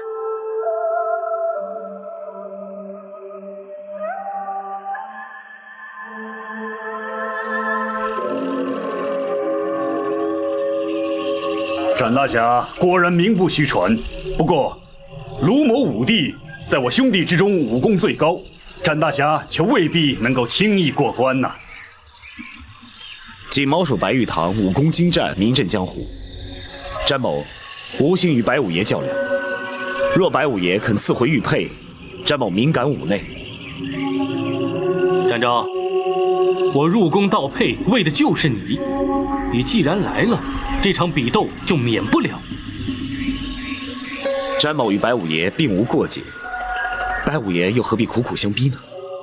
哼，毛鼠乃是天敌，展大侠又何必明知故问？玉猫二字是皇上所封，詹某无意对吴蜀不敬。江湖朋友却不这么认为。那好，詹某承诺，从此以后永不用玉猫二字。可却堵不住江湖上悠悠之口。詹某已经退让至此，那白兄言下之意又该如何呢？你我分出高下，定出胜负，除此之外，别无他法。武帝，大哥，事关吴蜀名声，莫再相劝。既然如此，詹某就向白五爷讨教一番。比武切磋，点到为止。大哥，刀剑无眼，江湖中人又岂会在乎？不过，先请几位哥哥退出10丈之外，以免妨碍展大侠施展。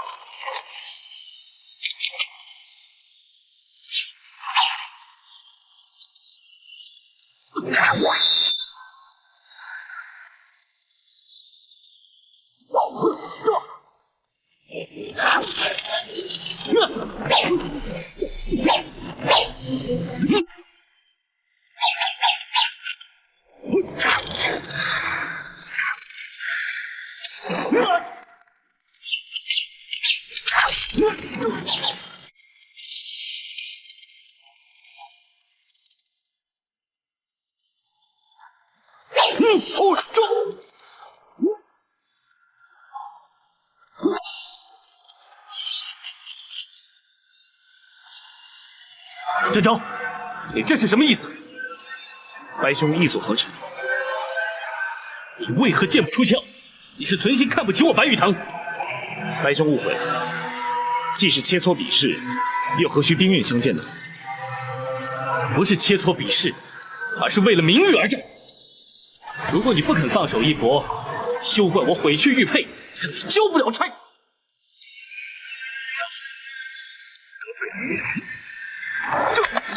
来得好！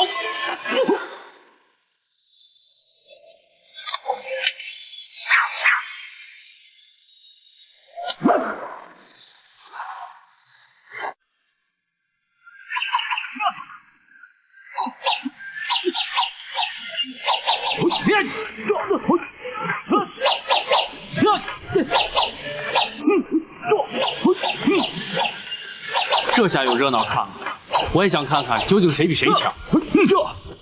展昭似乎未尽全力啊，看这形势有点怪。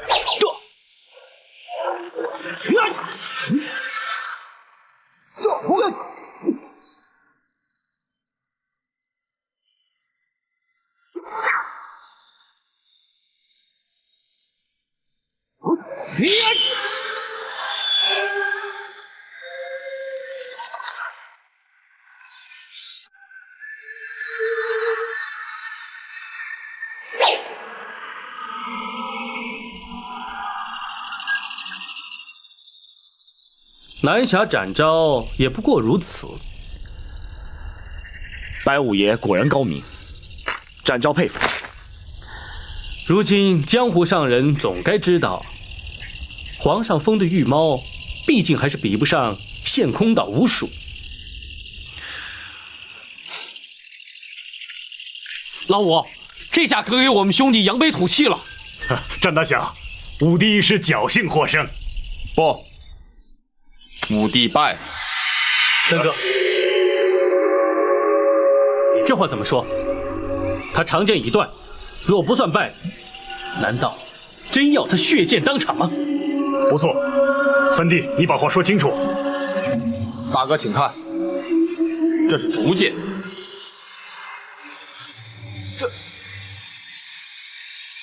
展昭，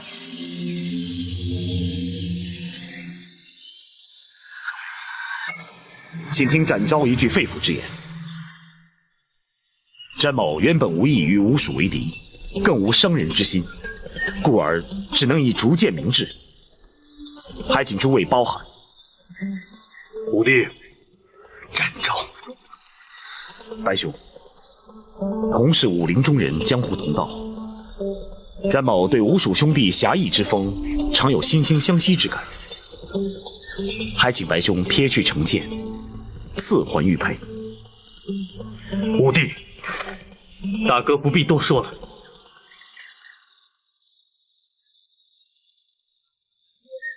二哥，我来了，我来了，老五，你赢了。不，啊，我输了。不过，不是输在技不如人，而是输在气度。南侠之所以称为侠，我白玉堂今天总算见到了。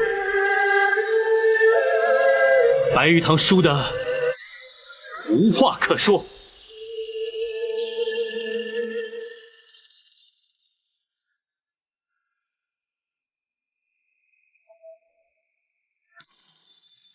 玉佩奉还。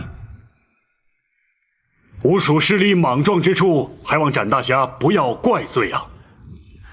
吴蜀兄弟信守然诺，展某佩服。惭愧，为了这个虚名，险些断送了吴蜀的声誉。这五弟之错，也就是我五兄弟之错，还请展大侠回京转禀包大人。如果朝廷要追究刑责，吴蜀绝不会逃避，随时接受包大人的惩处。罗庄主，请放心，玉佩是由白五爷主动奉还，展某答应庄主，绝不会将他缉捕归案。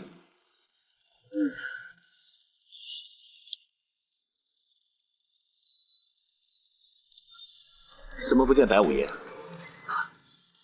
老五虽然输了，可是面子上挂不住，想必是躲起来了。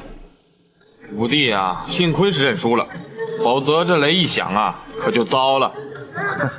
在韩二哥的火药地雷阵前，恐怕展某也难以幸免啊。哎，不，展昭，别再提了，这事儿本来就不光彩，如果要再提的话，我也得找地方躲起来了。展大侠，难得来我陷空岛，何不在此盘桓几日再走啊？不，皇上限期追回玉佩，想必包大人此刻是心急如焚，詹某必须马上启程回京。他日有空，再登门拜谢。那好，那我们兄弟就不留展大侠了。四弟啊，在，你亲自送展大侠过湖。好，没问题，不敢有劳蒋四哥。放心，这次我不会把船拆了。告辞。告辞。请。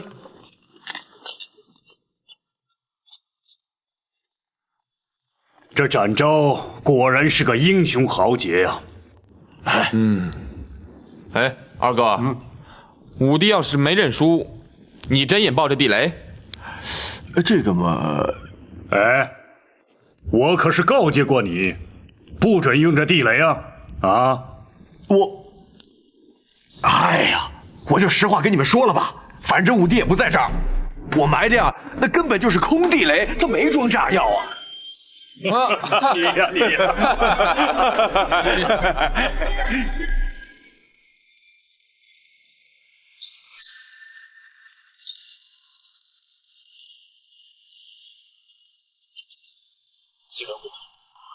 他日有空，詹某必定登门拜访。好，如果有需要，随时知会我们兄弟，我们会立刻赶到。陷空岛无属肝胆相照，詹某今天总算是见识了。蒋四哥，后会有期。后会有期。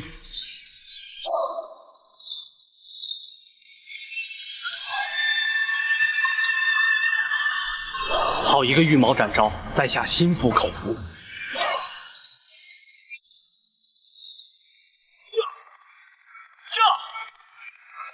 这！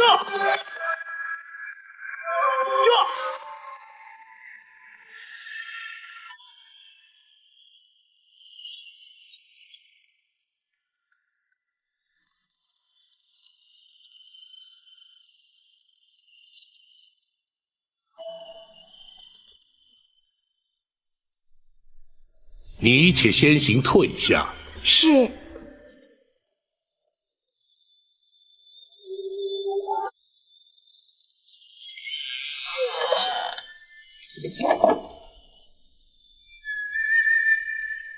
娘娘，府衙内并无女眷，这厢房乃是为包拯嫂娘来京暂住所备，不周之处，还请娘娘见谅。无论是何处，都要比那破屋强多了。包青口中的嫂娘是何许人？怎么会有如此怪异的称呼？回娘娘，包拯自幼父母双亡，乃是长嫂带大，故而以嫂娘相称。这倒颇不寻常。嫂娘至于包拯，虽无生育之恩，却有养育之情，故而包拯始终以人子之礼视之。包青能视长嫂以孝，的确是难能可贵。所谓百善孝为先，无怪乎能成为朝廷支柱，社稷栋梁啊！娘娘谬赞，包拯只是略尽本分而已。哀家可羡慕得很呐。娘娘请宽心，一旦全案查明，彻底平反之后，娘娘定可以与皇上重续天伦。然而在此之前，还请娘娘多加忍耐。哀家自知此案难办，所谓事不关心，关心则乱。也罢，哀家一切静待包青安排吧。是，包拯立刻着手。你奉旨陈州督镇返京，为何不进宫面圣交旨呢？若非奉诏，夜不入宫，乃是宫中的体制，包拯岂敢不准？再者，惊扰圣驾总是不该。明日早朝之后再做禀奏，也还不迟。他可是个好皇帝。皇上年事虽轻，却老成持重，称得上是一位仁德之君。那就好。哀家20年前总算是和他见过一面，那时候他才7岁，不知现在长成什么模样了。皇上英武威仪，与先皇颇为神似。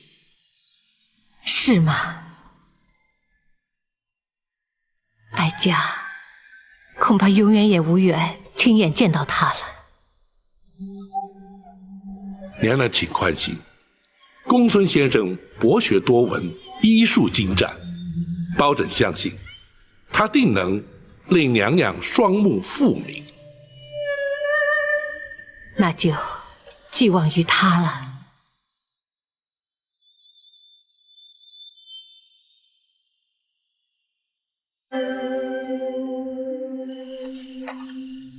大人，学生翻遍医书，搜尽枯肠，总算是不辱使命。哦，公孙先生可是已有医治之法？大人，老夫人抑郁终日，以泪洗面，双目血路受阻，挚爱难通。久而久之，经脉受损，导致失明。然而状似真盲，实则却是假盲。哦，何谓假盲？老夫人的失明只是暂时，而非永久。学生若是以金针过穴之术打通血脉，再佐以活血明经之药，滋补调养，学生确信当能痊愈。如此甚好。就劳公孙先生明日一早就开始为娘娘诊治。是，学生遵命。大人，王丞相来访。相爷怎会在此时前来？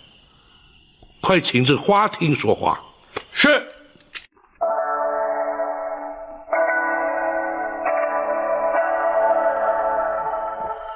相爷请。相爷，请坐。相爷营夜来访，可是有何急事？包大人，该着急的应该是你吧？你怎么反倒像没事人一般呢？相爷此话怎讲？皇上下旨要你去陈州督镇，你怎么竟然把安乐侯庞玉给铡了呢？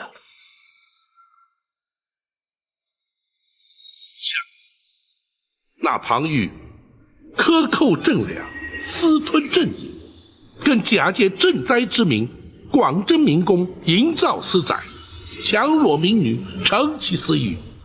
数十万灾民非但未蒙朝廷恤灾之力，反遭欺压荼毒之害。包拯既然奉旨督镇，若不扎他，岂非有亏职守，愧对皇上？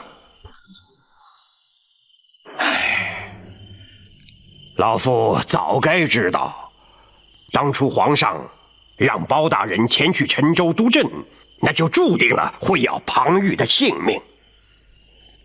相爷，莫非相爷认为包拯处置失当，或是皇上指责包拯所为不该？不是，那倒不是，只是你好歹先禀奏过皇上，再办庞玉也不迟嘛。时势所逼，情非得已。若不当机立断将他处死，非但民愤难消，民怨难平，一旦鸡民被逼沦为盗贼，灾民被迫，皆为暴民，一场浩劫于焉而生。届时，朝廷威信荡然无存，又岂是皇上所乐见？老夫也知道，包大人言之有理，皇上也明白包大人所作无差。可是皇上毕竟要面对庞太师与庞娘娘嘛，这父子连心，姐弟情深，皇上实在不堪其扰啊。若是如此，且让包拯面见太师与娘娘，或可为皇上分忧。不，千万不可！皇上就是担心包大人与他们碰上，所以才要老夫半夜赶来知会你。皇上已经下旨，要庞太师陪着庞娘娘前往陈州，为那庞玉料理后事，并且要老夫转告包大人，明日早朝之后前往御书房面圣。可是不准再提那庞玉的事了。是，包拯遵旨便是。还有，贼人夜闯进宫盗佩一案，皇上势必要追问，所以老夫特来提醒包大人要预做准备。那块玉佩对皇上至为重要，无论如何都得追回来，否则此事，恐怕是难以善了啊。多谢相爷提醒。还有一件事，相爷，看来包拯替相爷的确惹了不少麻烦呐。老夫要提的不是公事。哦，相爷请讲。听说包大人从陈州带回来一位亲眷。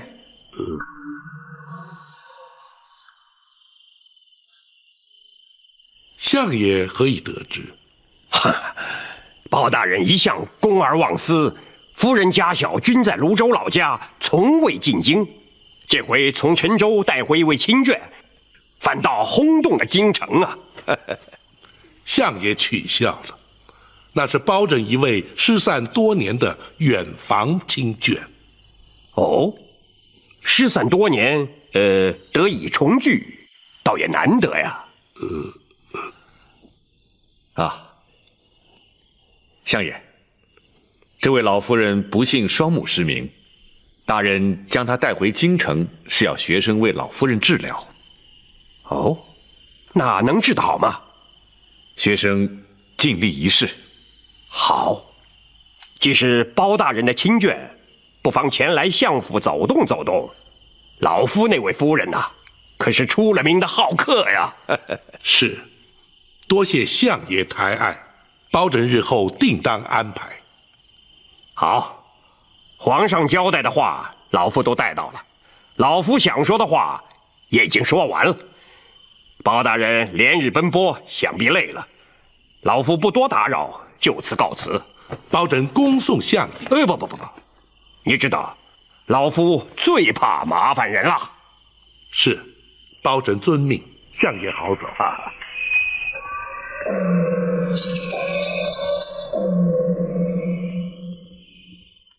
想不到，老夫人进府的事居然传了出去。不碍事，公孙先生应对得体，应该不会弃人以斗啊。展护卫尚未回来，明日大人面圣之时，打算如何向皇上禀奏啊？实话实说。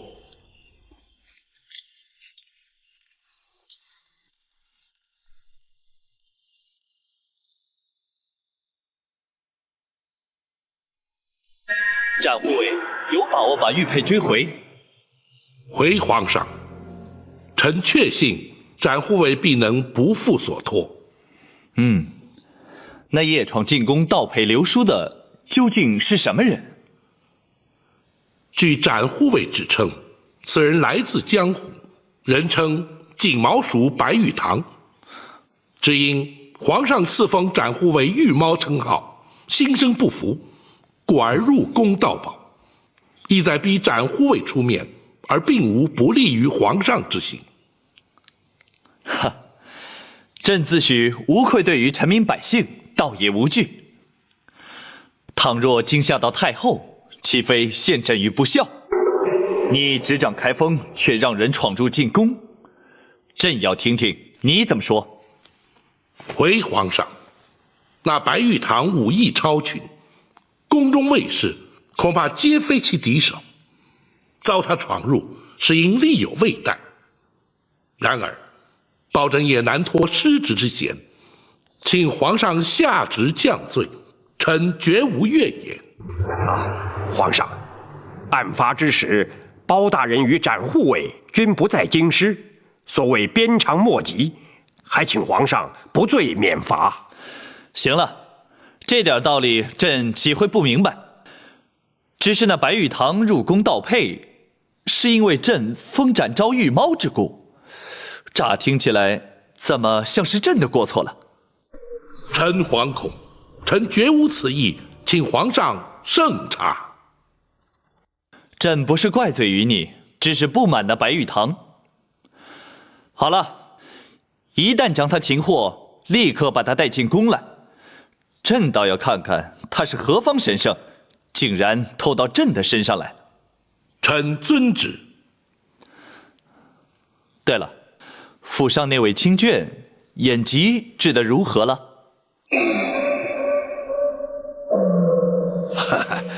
包大人休怪老夫，你携眷返京极不寻常，就连皇上都有所耳闻。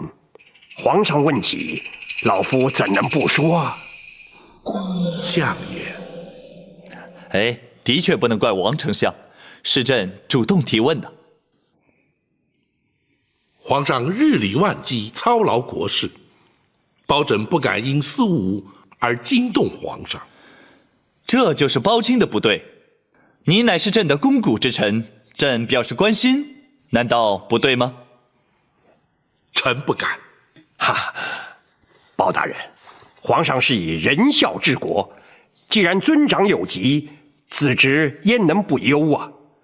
包大人公务繁重，若是再为家务所累，岂不反倒让皇上心中不安了吗？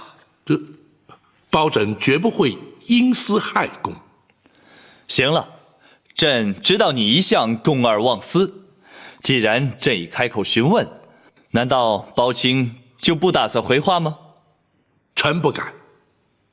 那位老夫人正在府中由公孙先生整治，请皇上万勿挂心。好，公孙先生神医神术，想必能够治愈。若需要宫中御医协助，包青尽管开口。谢皇上隆恩。照方抓药，细火慢煎，每日3副，饭后服用。是。公孙先生。老夫人。老身这对眼睛，你真的能治好吗？回老夫人，学生自信有8、9分的把握。若果真如此，公孙先生真不愧是老身的再造恩人了。学生不敢。不过有一件事情，务必要请老夫人全力配合。严医治病，当遵医嘱，此乃天经地义之事，请公孙先生明讲。是。老夫人的眼疾，非一朝一夕所致，实乃因思念亲人，过度忧伤。如今学生施以金针过血之术，再佐以明目活血之药，只要安心调养，当可痊愈。不过在此期间，千万不可焦虑激动，否则恐会前功尽弃。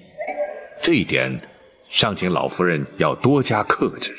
好，公孙先生的嘱咐，老身会牢记在心。多谢老夫人。公孙先生所言是真，亦或是只为了安抚老夫人。大人，两者皆有。学生担心，大人追查此案之时，老夫人会饱受刺激，一旦过于激动，非但对病情不利，甚至有碍于大人查案，故而先期诱导，防患于未然。公孙先生果然顾虑周到。大人谬赞，但不知大人打算由何处查起？南清宫八王爷府。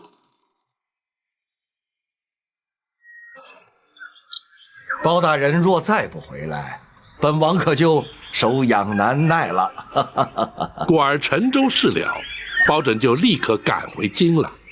哦，没想到包大人也会口出狂语啊！不该，不该呀！王爷怎知包拯所言不实？哎，贼人夜闯进宫，盗配流书，惊扰圣驾。包大人难道不是为了此事赶回来的吗？的确难逃王爷法眼，正是为此。追查的如何了？展护卫已前往追击，日内当可将玉佩追回。那就好。若是追不回玉佩，皇上势必耿耿于怀，睡不安枕了。圣驾遭到惊扰，皇上心中不悦，包拯犹能理解。为了一方玉佩，让皇上耿耿于怀，却让包拯不解。此佩对皇上来说意义非比寻常。包拯愿闻其详。那方玉佩原本是太宗皇帝生平最爱之物。先皇被立为太子之时，太宗皇帝便以此玉佩相赠。如此说来，那玉佩乃是先皇传于皇上的遗物。不，皇兄当年将此佩赐予了一位宠妃。但不知是哪位娘娘？是……往事已矣，人事全非，不提也罢。那么玉佩又怎会到了皇上手中啊？皇上7岁那年被选立为太子，进宫之日偶遇这位皇娘，二人一见投缘，便以此佩相赠。自此，皇上终日随身佩戴，从不离身。此佩被盗，皇上自然难以释怀了。先皇遗物辗转重回皇上手中，也可称得上是冥冥之中自有天定了。这位皇娘对皇上期许甚深，而以仁孝2字相勉，这也是皇上立志以仁孝治国之因呢。难怪皇上对这玉佩如此在意。但不知那位皇娘如今又在何处？20年前便已因故身亡了。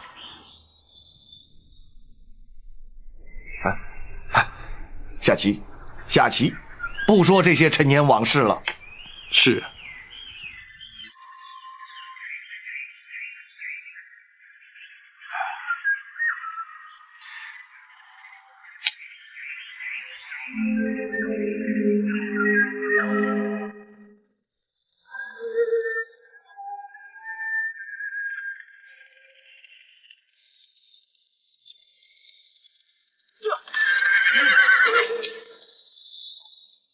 展那儿回来了，大人可在府中？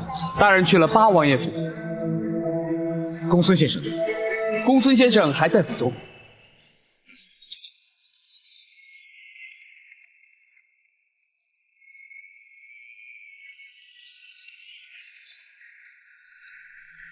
展护卫辛苦了，可曾追回玉佩？信不辱命。太好了，如此一来，大人可以向皇上交代了。学生立刻通知大人。且慢，展昭有一事要和公孙先生商议。展护卫，请说。玉佩虽然追回，展某却没有将白玉堂带回来。啊！在大人回府之前，还请公孙先生帮忙想个对策。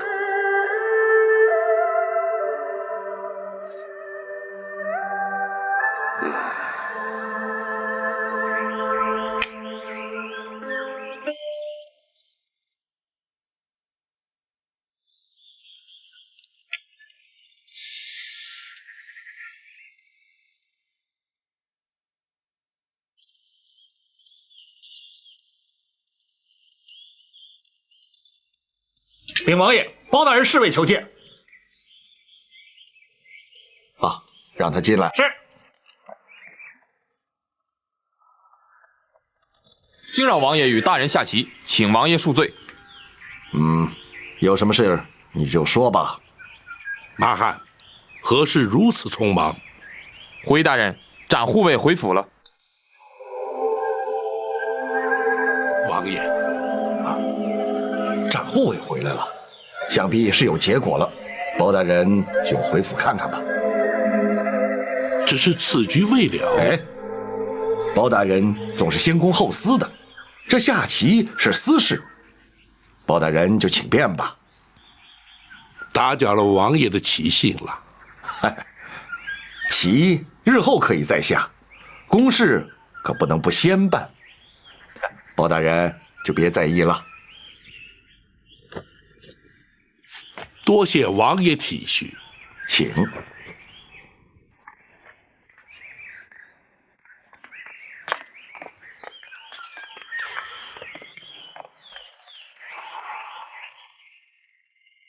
大人，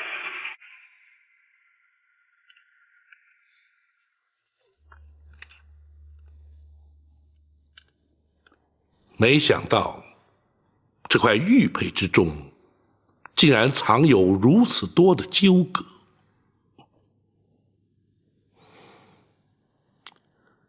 展护卫此行可还顺利？回大人，献空岛吴蜀不愧是侠义中人，比武较技虽在所难免，最后还是由白玉堂主动归还玉佩，并未多生枝节。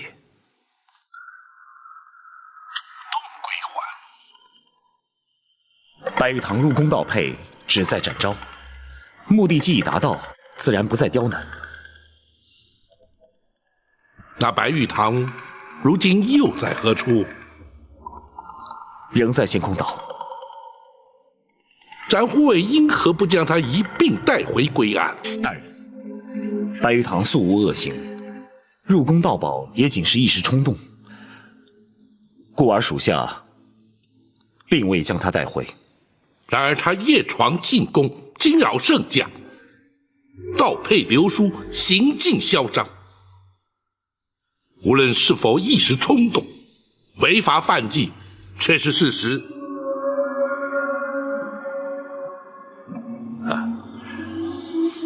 大人，那白玉堂来自江湖，江湖中人原本就没有法治观念。公孙先生，普天之下莫非王土，率土之滨莫非王民。江湖中人又如何？难道江湖中人便能目无王法，恣意妄为？这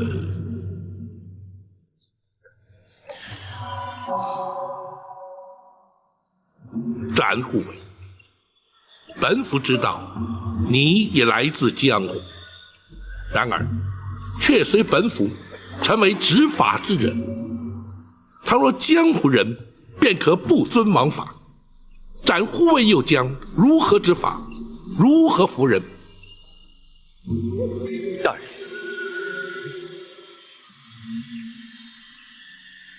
展护卫追回玉佩，有功在先，纵放轻犯，却有过于后。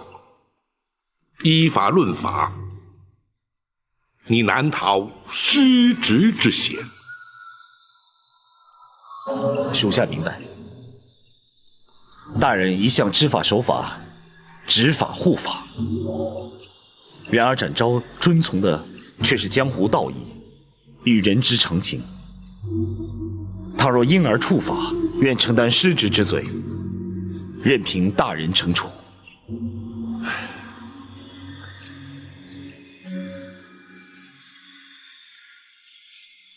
大人，白玉堂虽然误触法网，却并没恶意，主动归还玉佩，更足见其以蒙悔意。即便是依法纠办，也该有情节轻重之分，蓄意与否之别，还请大人明鉴。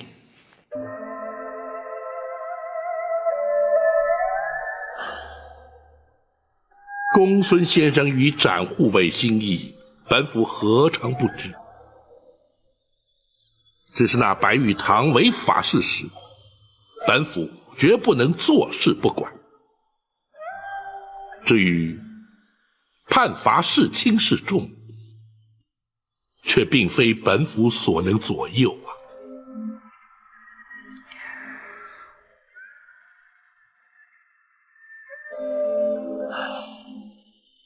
白玉堂所作所为，已然惊动圣驾。皇上震怒之余，下旨要亲自见他。倘若不能将白玉堂缉捕到案，又将如何向皇上复命？一旦白玉堂到案，圣意如何，那就更非我等所能预见。此案恐怕并不好办。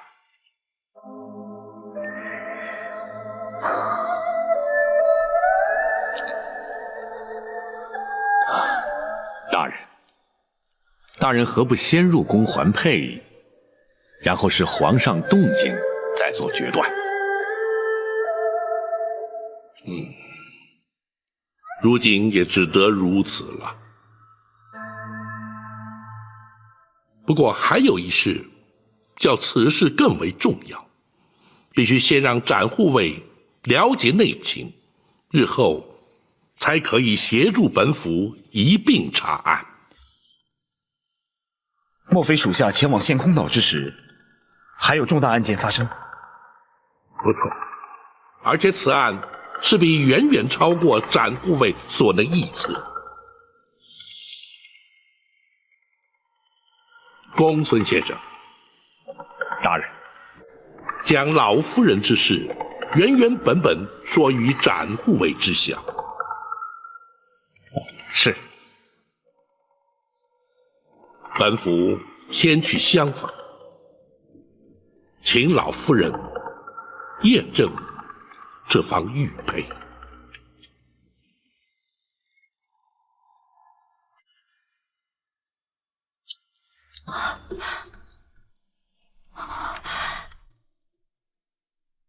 是他，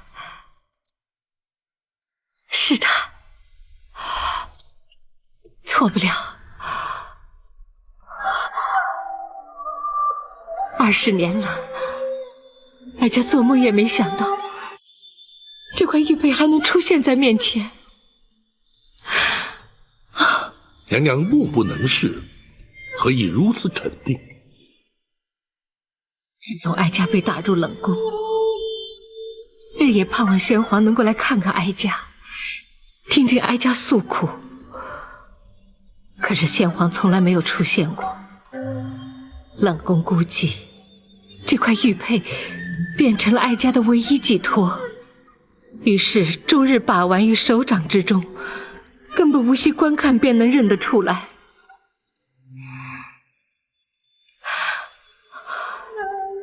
当年娘娘怎会舍得将玉佩转赠于初封太子的皇上呢？一则，哀家对皇上的期盼已成了绝望；二则对皇儿一见如故，虽不知他是自己的亲生骨肉，哀家将思子之情完全倾注于他的身上，所以哀家才将这块玉佩转赠于他。娘娘当时恐怕对先皇已无恨意，否则也不会仁孝二字期许皇上。宝卿，你如何得知当年哀家对皇儿所说的言语啊？回娘娘，皇上自登基以来，始至以仁孝二字治国。再者，八王爷也已向包拯提过此事。八贤王已知，哀家还在世上。不，八王爷不知道。包拯以为时机尚未成熟，故而未向王爷禀报，还请娘娘勿怪。既然哀家将此事全部交给包拯处理，一切就听你的安排。只是何时才是时机成熟呢？皇上对娘娘所赠玉佩真如至宝，包拯想借机试探圣意如何。同时，陈琳陈公公也已告劳退隐，必须查明他如今的居处。唯有待陈琳来到，查明所有相关细节之后，方可谓时机成熟。届时，包拯定会想出办法，让娘娘的冤屈一并平反。哀家一切就听包卿安排。谢娘娘，还请娘娘赐还玉佩，包拯也好进宫复旨。真没想到，他会将这块玉佩一直珍惜爱着。宝卿说的对，皇儿一定是位仁德的好皇帝。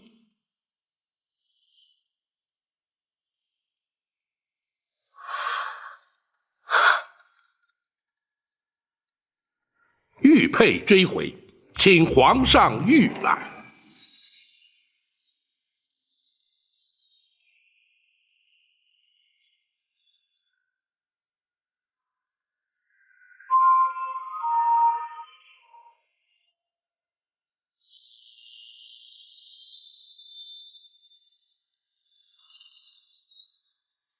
不错，正是此佩。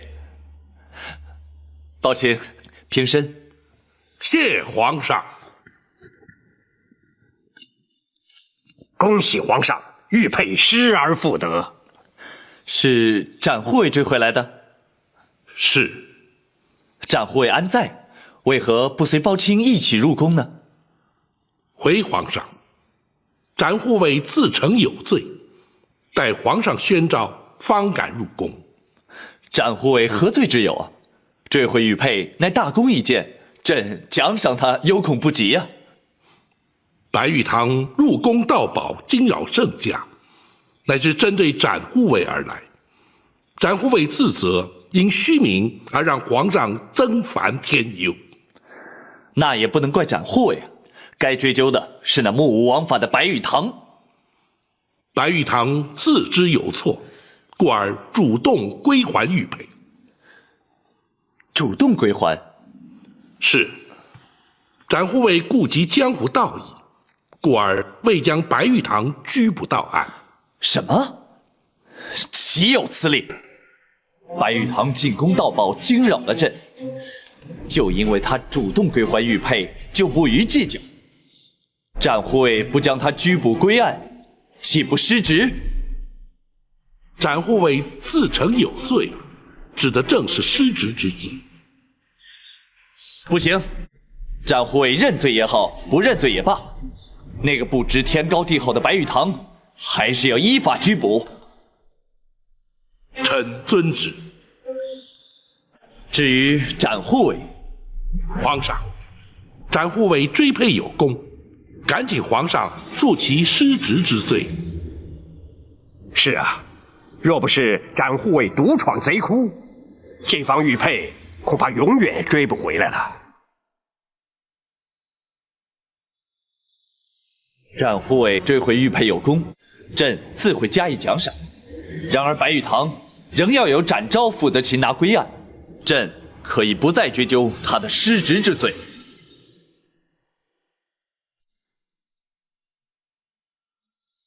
皇上坚持要展护卫把白玉堂抓回来。我不会去抓他。可是你若不抓，皇上是绝不会善罢甘休的。那只有听凭皇上了。展护卫，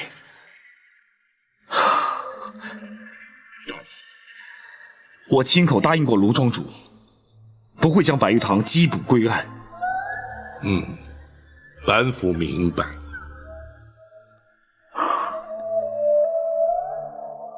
那大人打算如何向皇上回复呢？本府尚无对策。可是展护卫，老夫人一案，展护卫可都明白了。公孙先生已对属下说了，真没想到世上竟会发生这种事情。不错，的确很难让人置信。此案才是当务之急。是否将白玉堂拘捕到案，已经不是那么急切了。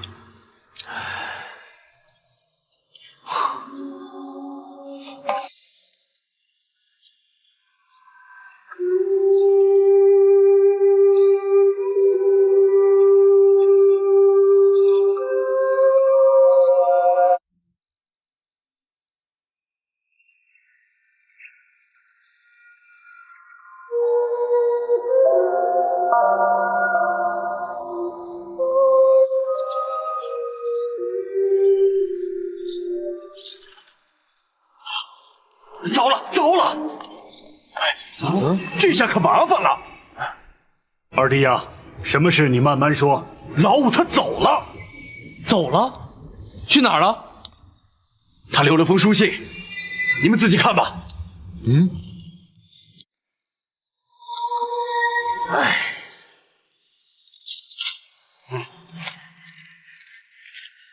四位兄长如晤，弟夜闯进宫，盗宝流书，原为与展昭斗气。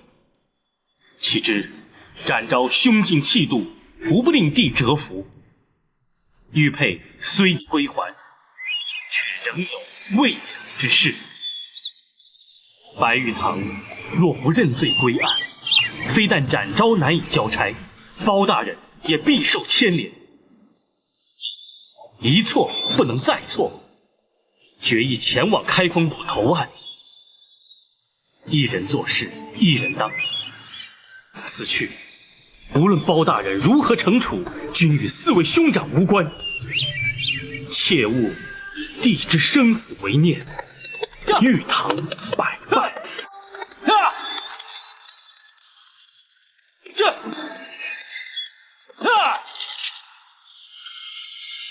不妙啊！五弟去开封府投案了。五弟是不是疯了？如果包大人真定他的罪，他非死不可。是啊，大哥，这下麻烦可大了。大哥，我们把他追回来。不，五弟的脾气大家都知道。他既然决定去开封府投案，就算是追上他，他也不会回头。那我们也不能眼睁睁看着他去送死啊！三弟，平时你最为冷静，你说说，我们该怎么办？如果他存心去死，我们就随他去。老三，你这说什么话呀你？是啊，三哥，我们是磕过头的结拜兄弟，说什么也不能不管呀。三弟啊，你这个说法谁都不能接受，这也不像是平日的作风啊。大哥，按我平日作风，我会怎么办？有难同当，有福同享啊！我现在正是此意。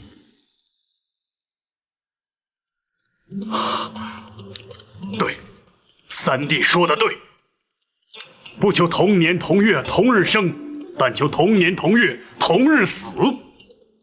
五弟犯了错，也就是我兄弟的错。五弟如果被处死，我们也一起死。好，老三，我们一起啊，陪老五去开封府自首。老四，你怎么说？能不死，当然最好不过。啊？不过要是非死不可，那就死吧，反正一起作伴。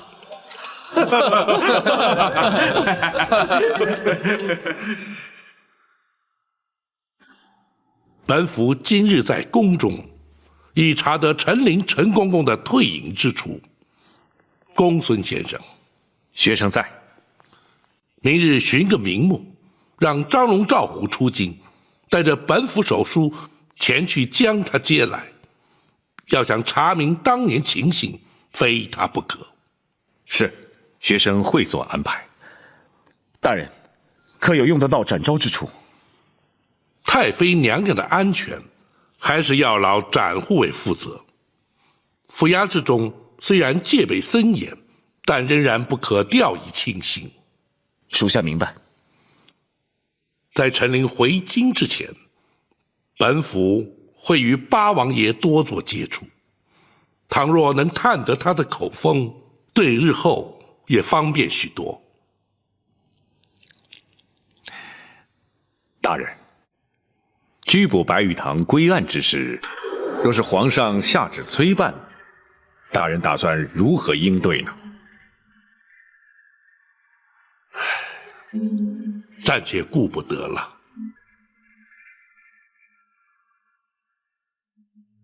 娘娘进京之事，连皇上都有耳闻，只怕会夜长梦多啊。